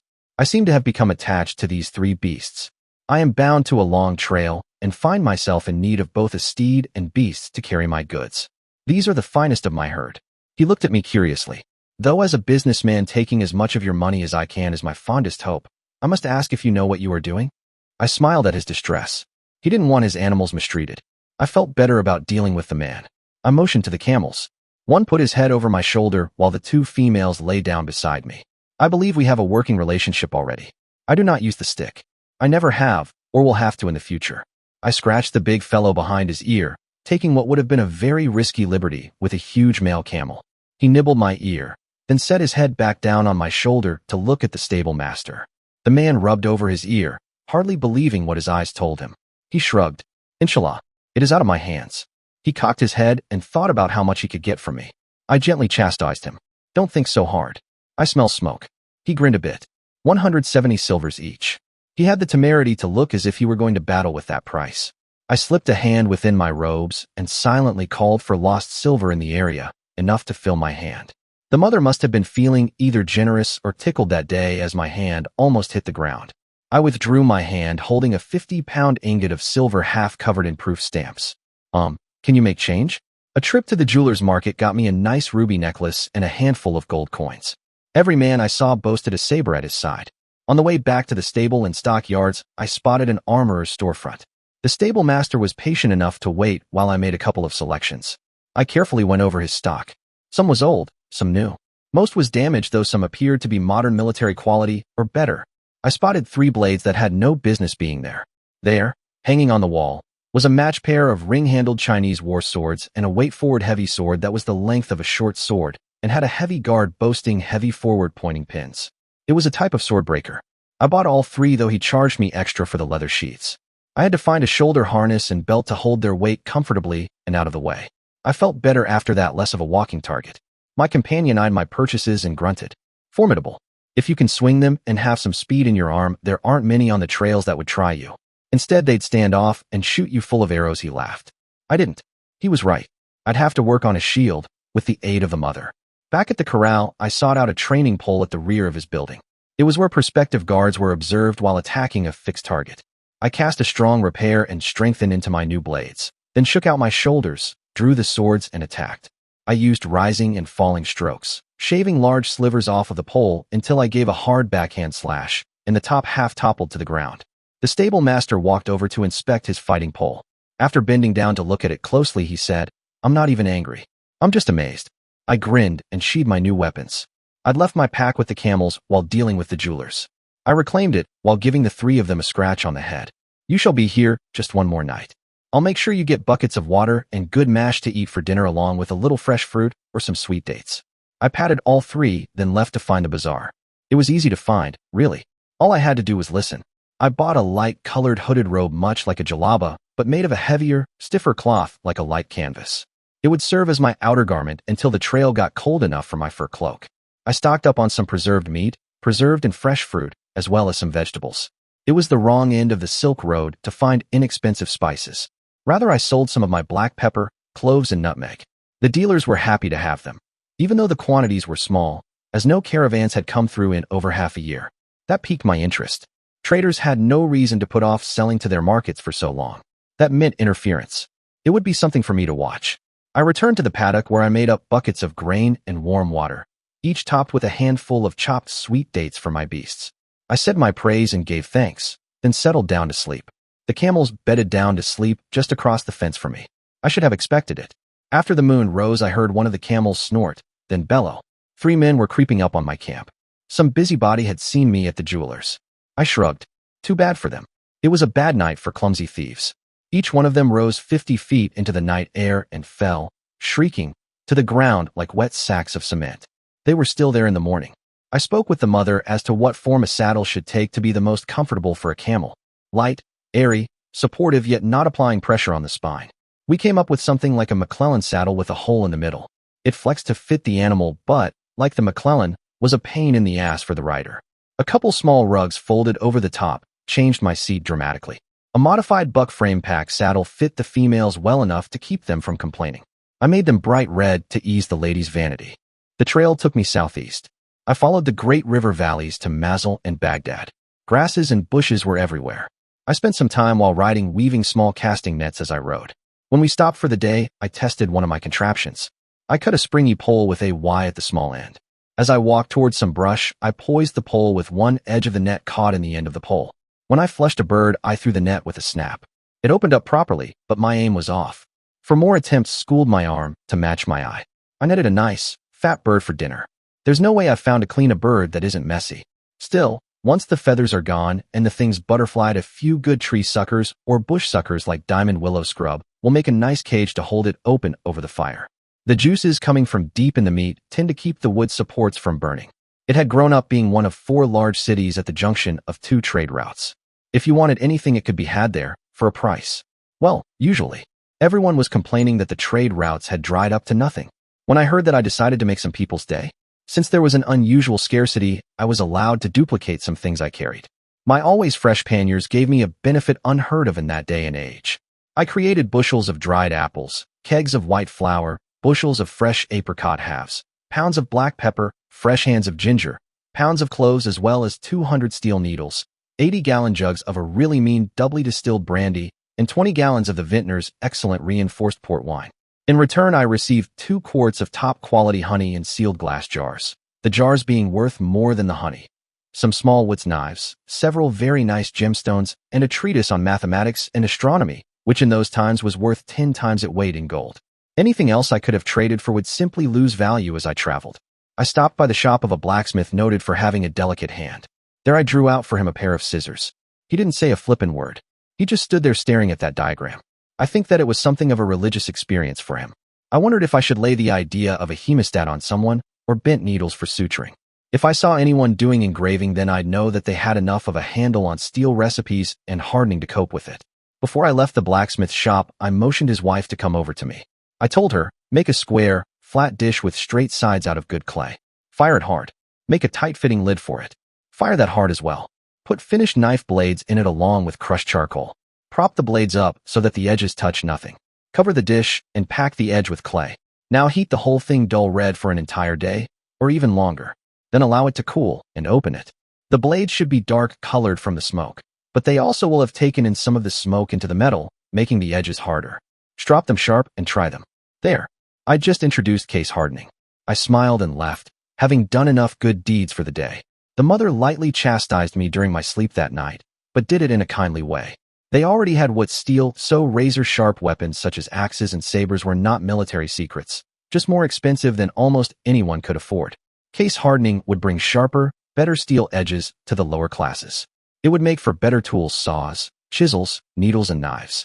It would make people's lives easier if they used a little ingenuity. Hell, treating axles and races for wheels as well as block and tackle would help tremendously. I hadn't introduced the nut and bolt for God's sake. Now that was an industrial kick in the ass. So was electrowelding, which I probably could have come up with after fooling about with some good copper wire, a few magnets, and a flume. Hell, even a water wheel and a belt drive. Nope. Mama wouldn't be happy, and if Mama ain't happy, you know the rest. I thought about several inventions that would form the basis for trade goods that people would desire enough to further drive trade. If it was expensive to obtain by trade caravan, perhaps it would spawn a renaissance in shipbuilding. Heavy narrow keels, rope making, sail making, harvesting masts, shiplap construction versus clinker built, there was a lot there. Some the mother wouldn't mind, but some, like the deforestation to build hulls and harvest masts, would piss her off tremendously. I didn't even want to disappoint her, as she'd given so much to me and my kind, so selflessly. It didn't seem right to do it. Then I had a brain fart. Catamarans. Trimarans. Almost nothing beneath the surface. No boards used except for a small cabin above the deck. It had the possibility of turning around the entire ship, building ecological equation. If nice, fast-growing bamboo could be harvested for the deck and masts, then that portion of the ecological cost would drop as well. Now, if only we could find somewhere that they were growing fields of flax to make linen and hemp for rope. I hoped that cotton would be a dead-end technology in that world. It almost demanded slave labor to be productive. Flax, however, grew like wheat, even though it takes more steps to get the thread ready to spin. I attempted a guided dream in which I explained the difference. I woke up with a hard-on and an all-body glow. The mother was happy with me. I found myself singing One Love by Bob Marley all morning. It's hard to shake a happy buzz like that. Now I had to figure out where to introduce the concepts. Surat on the western coast of India seemed like a good candidate. I could teach how to create high-temperature bone china. The flax process had been known by man for tens of thousands of years. A few tricks like spinning wheels and whipcord cloth for sail-making on top of trimaran hulls would get the mariners zoom-in and boom-in across the deeps. The coming of the traders would spark building of ports and warehouses. Only the mother had the vision to see where it would go from there. The caravan routes funneled down to a long stretch south of Baghdad to Kuwait. I kept my eyes open and tried to look distracted in case a lookout spotted me. The mother came up with a shield for me. It wasn't a physical shield, per se, as a seeming. It was an illusion that made me and my animals appear in a blur, so we were almost impossible to hit with a bow. We were passing through a valley when a flight of arrows seemed to hit everything but us. I tossed a handful of coppers into the air where they circled above my head. As I detected our hunters with my mage sight, a copper coin snapped through the air with a whip crack to embed itself in a forehead. If there had been an observer that lived, they would have seen what looked like a flight of copper bees that circled for a moment, then disappeared with a crack of lightning not once or twice, but 4 times. I found that I could handle about 12 at a time. Not far down the trail, I found a path leading up into the rocks where the ambush had occurred. Some were young, most were older, and some were ancient. Those I searched. I followed the paths and the stones back to a set of caves. Some women were being held as slaves. Their culture did not allow me to free them. I could either claim them or kill them. I chose the first solution. I was certain that they'd rather work for a temple farm than die. The goods from several caravans were tucked away, and a few of their animals had not been eaten yet. The mother took pity on me and blessed me with a strange spell. It made a pack that would fit on my back or fit in a single slim pannier, but would contain everything that would fit in a warehouse. I used that spell to make a case with a 3-foot opening and strip the campsite of anything usable, including the gelt from the caravans. Anything that I couldn't pack away was abandoned, other than the animals and women. There were no youths or children. They had all been murdered. I did the fishes and loaves thing to keep everyone fed as we made our way down the trail. Finally, we sighted Kuwait City. The traders were part of a clan and took in the few survivors I managed to bring down the trail. I kept silent, but the women spoke of seeing the bandits lying dead with coins buried in their heads. I found a local temple to the mother where I stayed, and kept myself in seclusion until I was ready to leave. I emptied my new super pack in the temple's courtyard for the priests to dispose of. I took one piece from mine, a thick wool carpet. I anticipated strange times ahead and wanted something that I could roll up in and sleep. After relaxing and laundering my robes, I sought out the shipmaking district. I found a dried-up little Turk sitting in the shade sipping coffee. All the other men seemed to defer to him in their arguments and contracts. I sat listening until I was noticed. Then I used a long reed to draw a single-masted trimaran. I talked about the benefits in using unriven lumber and no keel over the deeps. A simple deck could be made, or even netting used to support the cargo. It would take just as much sail and rope as a traditional ship, but since it did not have to cut through the water, it should travel much faster upon the wind. If they ran into trouble sailing against the wind, then dropping a keelboard should work. Some of the shipbuilders loudly called me a fool and a dreamer. The old man, however, offered me a coffee. We spoke of trade-offs, such as poor behavior in congested ports and being able to drive the vessel right up onto a beach without damage. He said, "You must have traveled many strange places to see things such as this." I replied, "The mother has taken me to places that 3 lifetimes would be required to see them." I dropped 3 fingers of gold in his hand to have one built and rigged. The younger men seemed disappointed that I wasn't just a dreamer, but I put my money where my mouth was. The Nile Valley had long been known for making top-quality sailcloth. The Greeks had been making rope since antiquity. The old man smiled when he found that it was an incredibly fast ship to build. I told him about the lands east of India where the giant grasses grew, called bamboo. A single stalk was too weak to use in the storms at sea, but several stalks bound and glued together under pressure was another animal. It grew almost impossibly fast as well. After several long nights of contemplation, I came to the conclusion that the mother did not begrudge mankind inventions or creations that did not cause evil, or rather detrimental impact upon the planet. I had seen nothing but painstakingly made carpets other than the most primitive matted hair or felt in my travels. In Baghdad, I bought as many used and abused felt blankets as I could for a silver. It was a pile that was almost as tall as I was. I sat in a corner of the market with my purchases and cut them into 1-inch strips. I had a couple strong needles and a large spool of strong thread that I would trust to bring in a decent fish. I started making braided rugs. I hummed and sang to myself as my hands mindlessly worked. I focused on making sleeping pads. First one, then another grandmother came to watch me. I smiled and showed them how to first stitch together the heads, then braid the lines, stitch on the extensions, and then use cut strands of the felt to weave the braids into rugs. A final stitch or 2 to finish things, and a nice, warm sleeping mat was finished in less than a day. I gave a few away to the grandmothers, receiving a nice hug and kiss from each. I knew that I'd just created a cottage industry that couldn't be stopped. It turned trash into usable products once more. Once the grandmothers started talking, only the mother could stop it. I went to bed that night, very happy. The next day, I went to the market with some boards. I fashioned what looked like an open-topped sawhorse. I cut 10 slots from side to side across the top of the thing, then split large hanks of twine across them. I piled hands full of grasses, used up cloth, anything soft in the slot, then crisscrossed the cords and did it again. Slowly a mat formed between the legs of the horse, like some obscene belly. At the end of the day, I tied off the cords at the top and cut them off. I pulled out the thick mat that I had made, some 4 inches thick. If waxed or protected, it would make a wonderful sleeping mat for a trader in the mountains. If several were stitched together, a heavy garment could be formed, and if even more were used, an insulated tent. It was a variant on a Cherokee mat loom that I'd seen several lifetimes before. The next day, I appeared with a big bundle of reeds.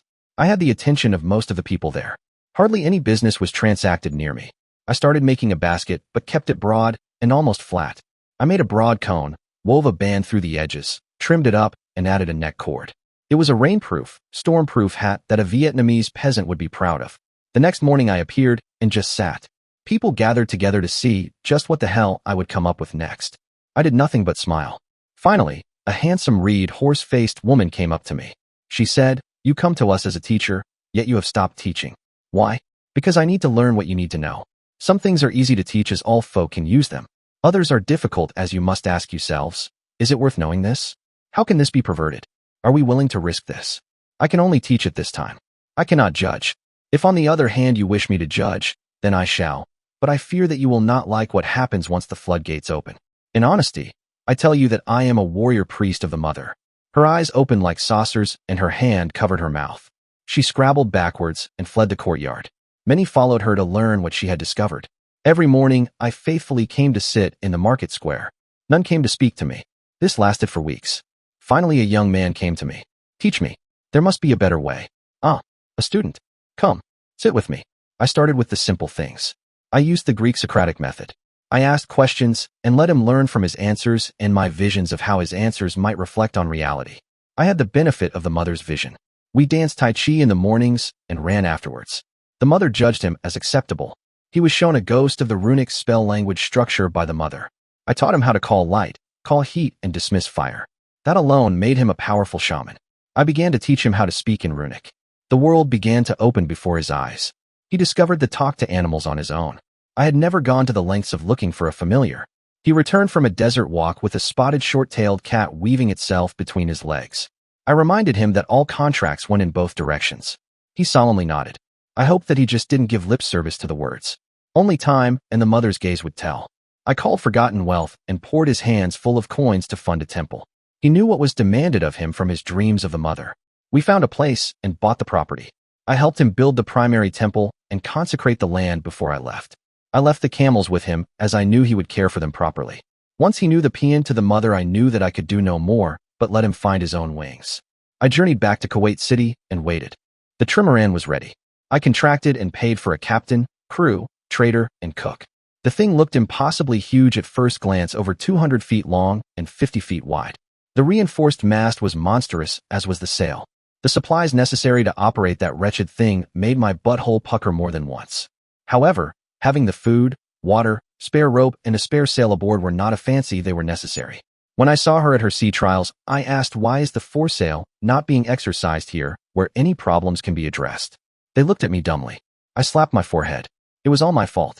My diagrams had never shown a foresail, and they had no experience with one. I contracted with the sail loft to quickly have one made in a 30-60-90 triangle with a belly, and had reefing straps sewn to reinforced strips sewn across all four sails. The running set as well as the storm sheets. The foot of the boom was mounted 7 feet above the deck to allow for short shelters where inventory could be kept out of the weather and sailors given a place out of the weather to relax, eat, and sleep. They already knew of net hammocks to sleep in. It was a sailor's test to fashion their own. As the ship's owner, I was excluded from this. But when 2 sailors came to my cabin near the wheelhouse, they found me almost finished with mine. I grinned at them and winked, leaving them curious as to what sort of man their owner was. Every other day, I called for lost coin and jewelry to come to me. The trading routes of the Persian Gulf and Arabian Sea had been hotly contested by traders, countries, and pirates for centuries. The pilot and crew noticed the ship become more reluctant to answer the helm after we visited certain ports. Well, it was no wonder with all the coins I'd stowed in chests amidships. At least I was smart enough to keep the ship in trim. I let the captain, pilot, and trading proctor in on my secret, showing them the chests of coin harvested from the sea. The poor trader sank into a funk for a while. When I confronted him, he asked, "Why am I here? You already have gained a king's ransom without a single trade." I feel like a child watching impossible things, knowing that he will never be good enough to do them himself. This was what the mother had warned me against. I presumed to solve the problem by setting a task against the captain, pilot, and trader. They were to trade for lighter weight wealth that would gain us even more for us when traded back in the lands near the Mediterranean Sea. I knew of a few things that the old craftsmen of India might be persuaded to sell us, but only if the mother approved. I thought to bring low-tech distance signaling through the use of mirrors and telescopes to these lands, where people felt isolated and the warlords reigned with impunity. Then perhaps I could remember enough about Fresnel lenses and lighthouses to do some good. If this world could be chivied into the future without the abuse of petrochemicals, I would feel vindicated in my life here. No planes, no jets, not even railroads or coal smoke such as the fog of pollution that covered industrial London to the degree that it earned the nickname the smoke for centuries after. I attempted a lucid dream with the mother. I believed that an effective way to guide the use of a resource was to make it too expensive to abuse. If Tesla and Edison, Steinmetz and Maxwell had never been born or were steered to other fields of interest, the efficiencies of industrial electrical power would never come to be known. Deforestation was another man-fostered killer. If men could be taught to harvest wood in bands rather than clear-cutting the deserts, would have a much lower chance of reaching a tipping point where greenery in spring was but a faint memory to the grandfathers, or forgotten altogether. The cedars of Lebanon were remembered only in poem and song. The western islands of Great Britain were vast tracts of wasteland, sand, rock, and scrub, while any man with a shovel and the time could dig up evidence of great trees once covering those lands.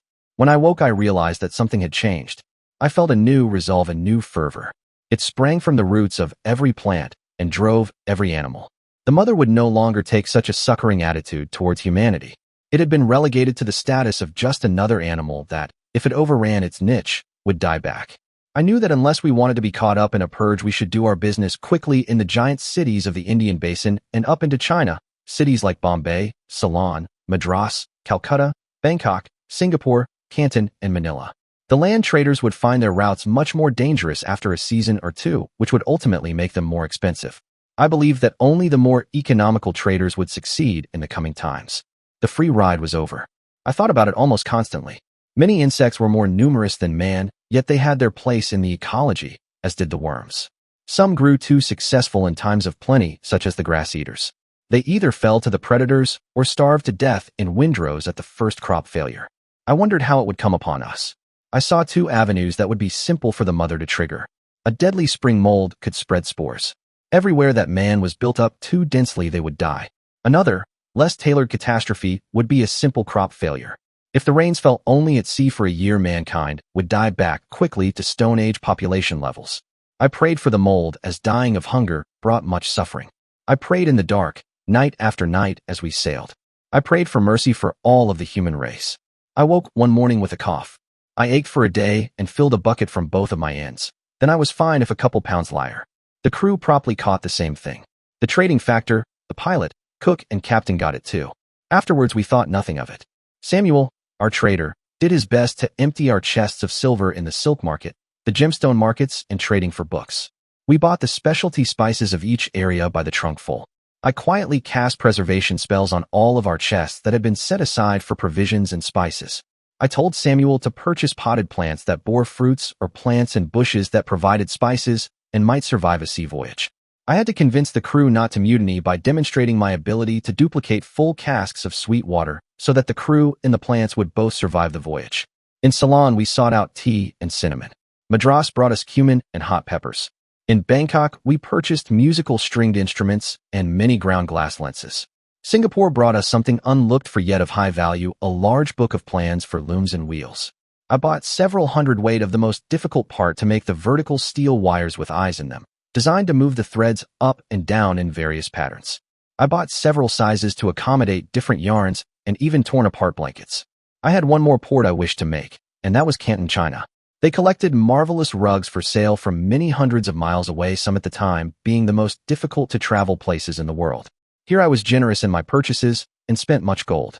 I found something that I had been coveting throughout the voyage: lenses. Polished glass lenses the size of a child's palm.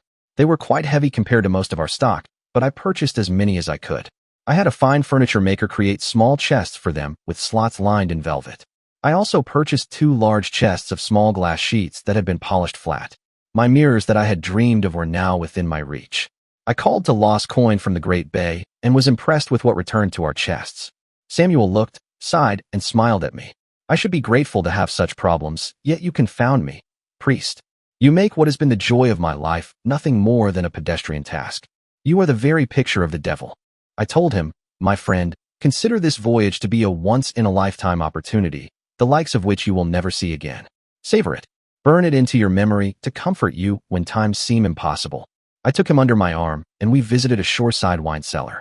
There we sampled many vintages, taking delight in finding special ones whose pony barrels we could pack in straw for the long journey home. I didn't tell him that as soon as those chests hit the deck, they would be immune from breakage or spoiling, but that's what I did. Wines usually don't travel worth crap, but with the aid of the mother, that voyage was immune from inventory spoilage, which could easily take half the shipment. We gathered our food supplies and took on water for the voyage, then warped out of the harbor for our home port in the distant west. I did not discover for years that I and my crew had been instrumental in distributing the slow plague. It was not as brutal or painful as the Black Death.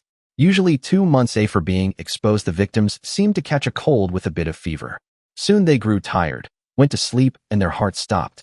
Over 8 out of 10 perished of it. Daily I thanked the mother for her mercy. She could have taken us all. I had the captain point the ship back to Kuwait City. During our run, I spent my time succoring the plants we had aboard. It was a trip of nearly 4,000 miles, but they flew by. The configuration of the ship made it fleet of foot when running before the wind, and run we did. I dare say we were the fastest ship in the world for the time. We made the trip in just over 2 weeks by sailing the shortest distance, navigating by the stars. Our pilot owned one of the most valuable charts in the world for the time. I paid off the captain, crew, pilot, and the factor, keeping aboard only the cook and a security team of the biggest guys on the crew, which I rehired for the scandalous rate of $1 a day. Part of their job was to keep the plants in good condition. I petitioned the mother for her support in constructing a new temple and irrigating the temple farm's fields. She always seemed a bit giddy about a new temple and fields. I received the closest I'd ever gotten to an eager assent as I'd ever gotten. The shoreline near the city was predominantly salt marsh. It's a nasty bit of work as far as humans are concerned, but it does have its own ecology. It's a transition zone, so it fosters life. Go figure. However, less than a mile inland the land returns to barren rocky desert. Roughly 15 miles from the city, near the North Road, I arranged for a square mile of land to be set aside for religious purposes. A bit of gold smoothed the way tremendously. Once the obelisks marking the borders of the land were in place, I did the first consecration and blessing. Then blocks of stone came up from the sea bottom, where several Egyptian barges went down. I got a kick from stealing cut stone from an Egyptian god's projects to build a temple for the mother. I built as I did in Antioch, long and low with a high central nave and sanctuary. At the final blessing of the altar, a cup, dish, and lamp materialized, formed purely from the mother's will. I felt calm and fulfilled at the temple's completion, consecration, and purification. I knelt outside the rear door and gazed out at where the farm would be. With each breath, I felt the moisture grow and the earth soften beneath me. I lay down, cradled by the earth, and spoke the paean to the mother. Then, under the warm sun, I eased into an afternoon nap. On awakening, I stretched and smiled, feeling as if I were in the most comfortable of beds. I opened my eyes and laughed, for I was lying in a bower next to a small freshwater pool. The ground was covered in soft greenery while the air was perfumed by the mosses and flowers growing at the shoreline. I rose and walked to the pool, then filled my hand and drank. The water seemed freezing cold. It must have come from a spring. I raised my gaze to the land about me and saw nothing but green. It was like one of the old tales where an oasis formed, whole and perfect, overnight, confounding the traveler.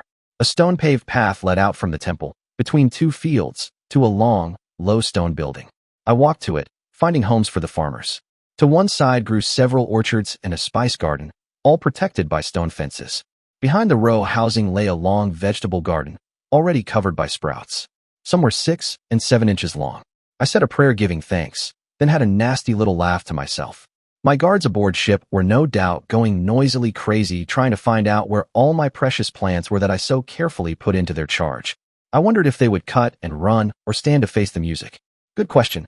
I loaded up my warehouse in a pack, then started walking to town, considering with every other step the chance of the mother allowing me to come up with a buckboard wagon with a sprung seat. Without my knowing, behind me a green glow arched over the farm and temple, protecting it from any who would defile the temple or its environs. Once near the city, I approached a stable that held mules. After a bit of dickering, I bought 2 likely prospects.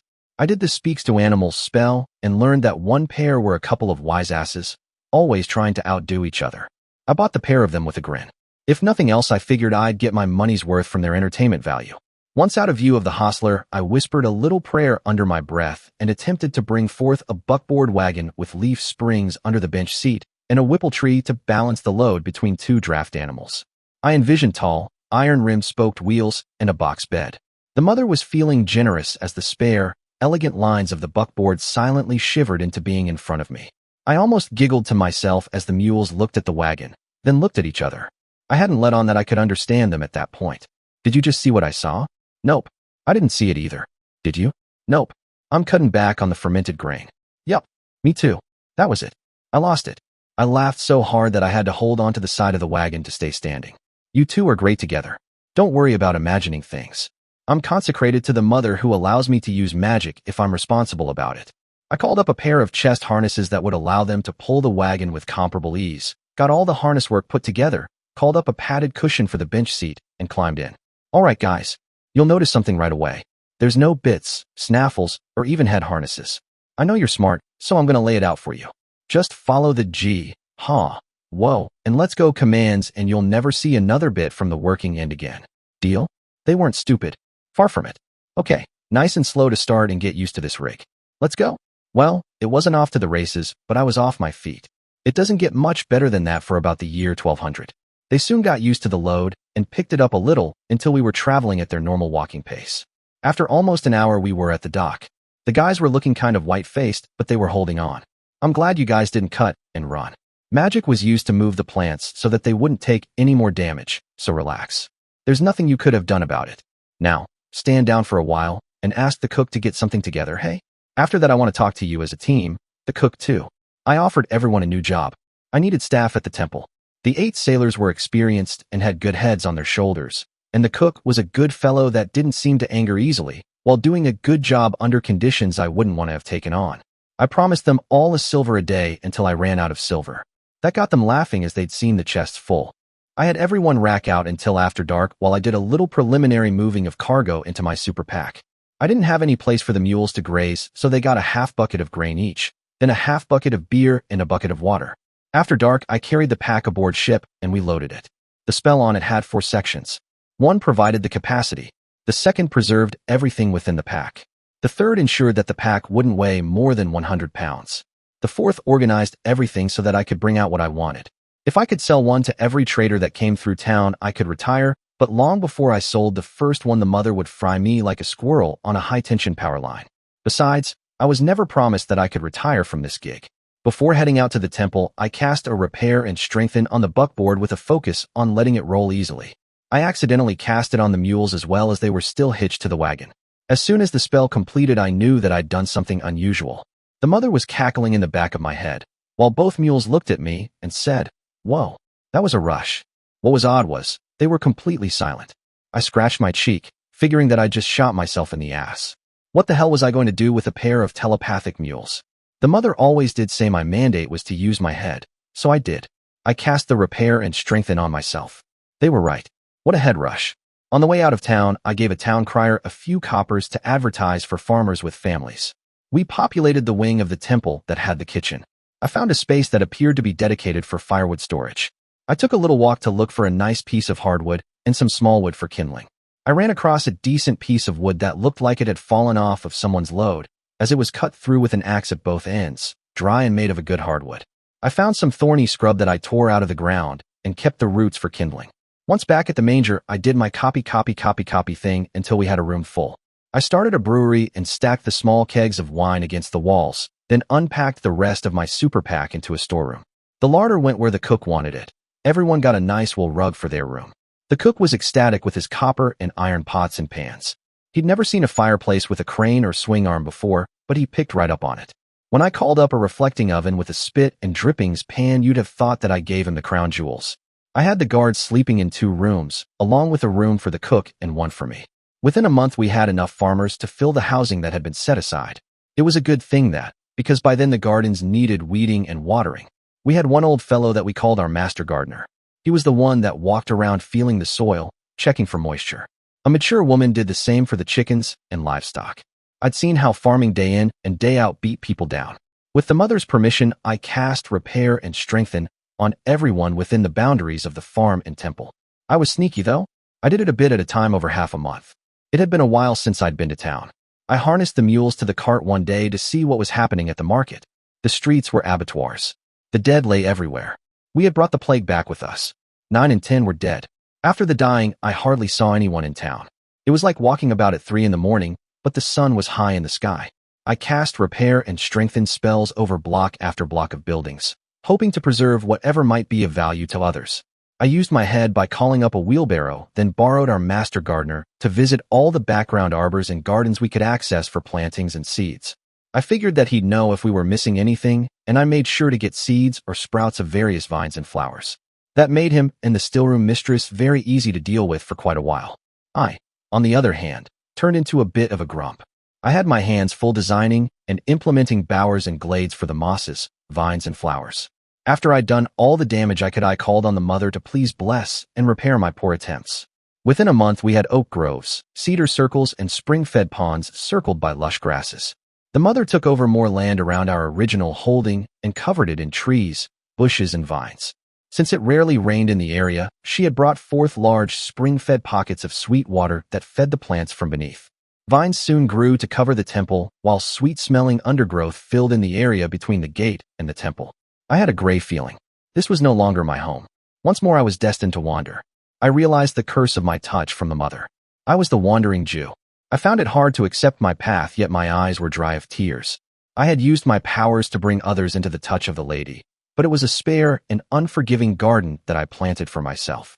I gathered my packs and returned to the docks. Once back aboard the ship, I called into being several chests, then called for lost or forgotten specie once again.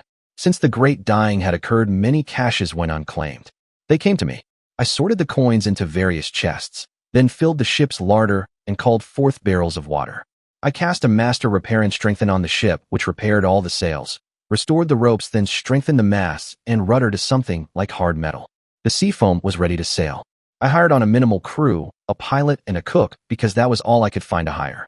Against common wisdom, I asked the men to bring their families in case we decided not to return.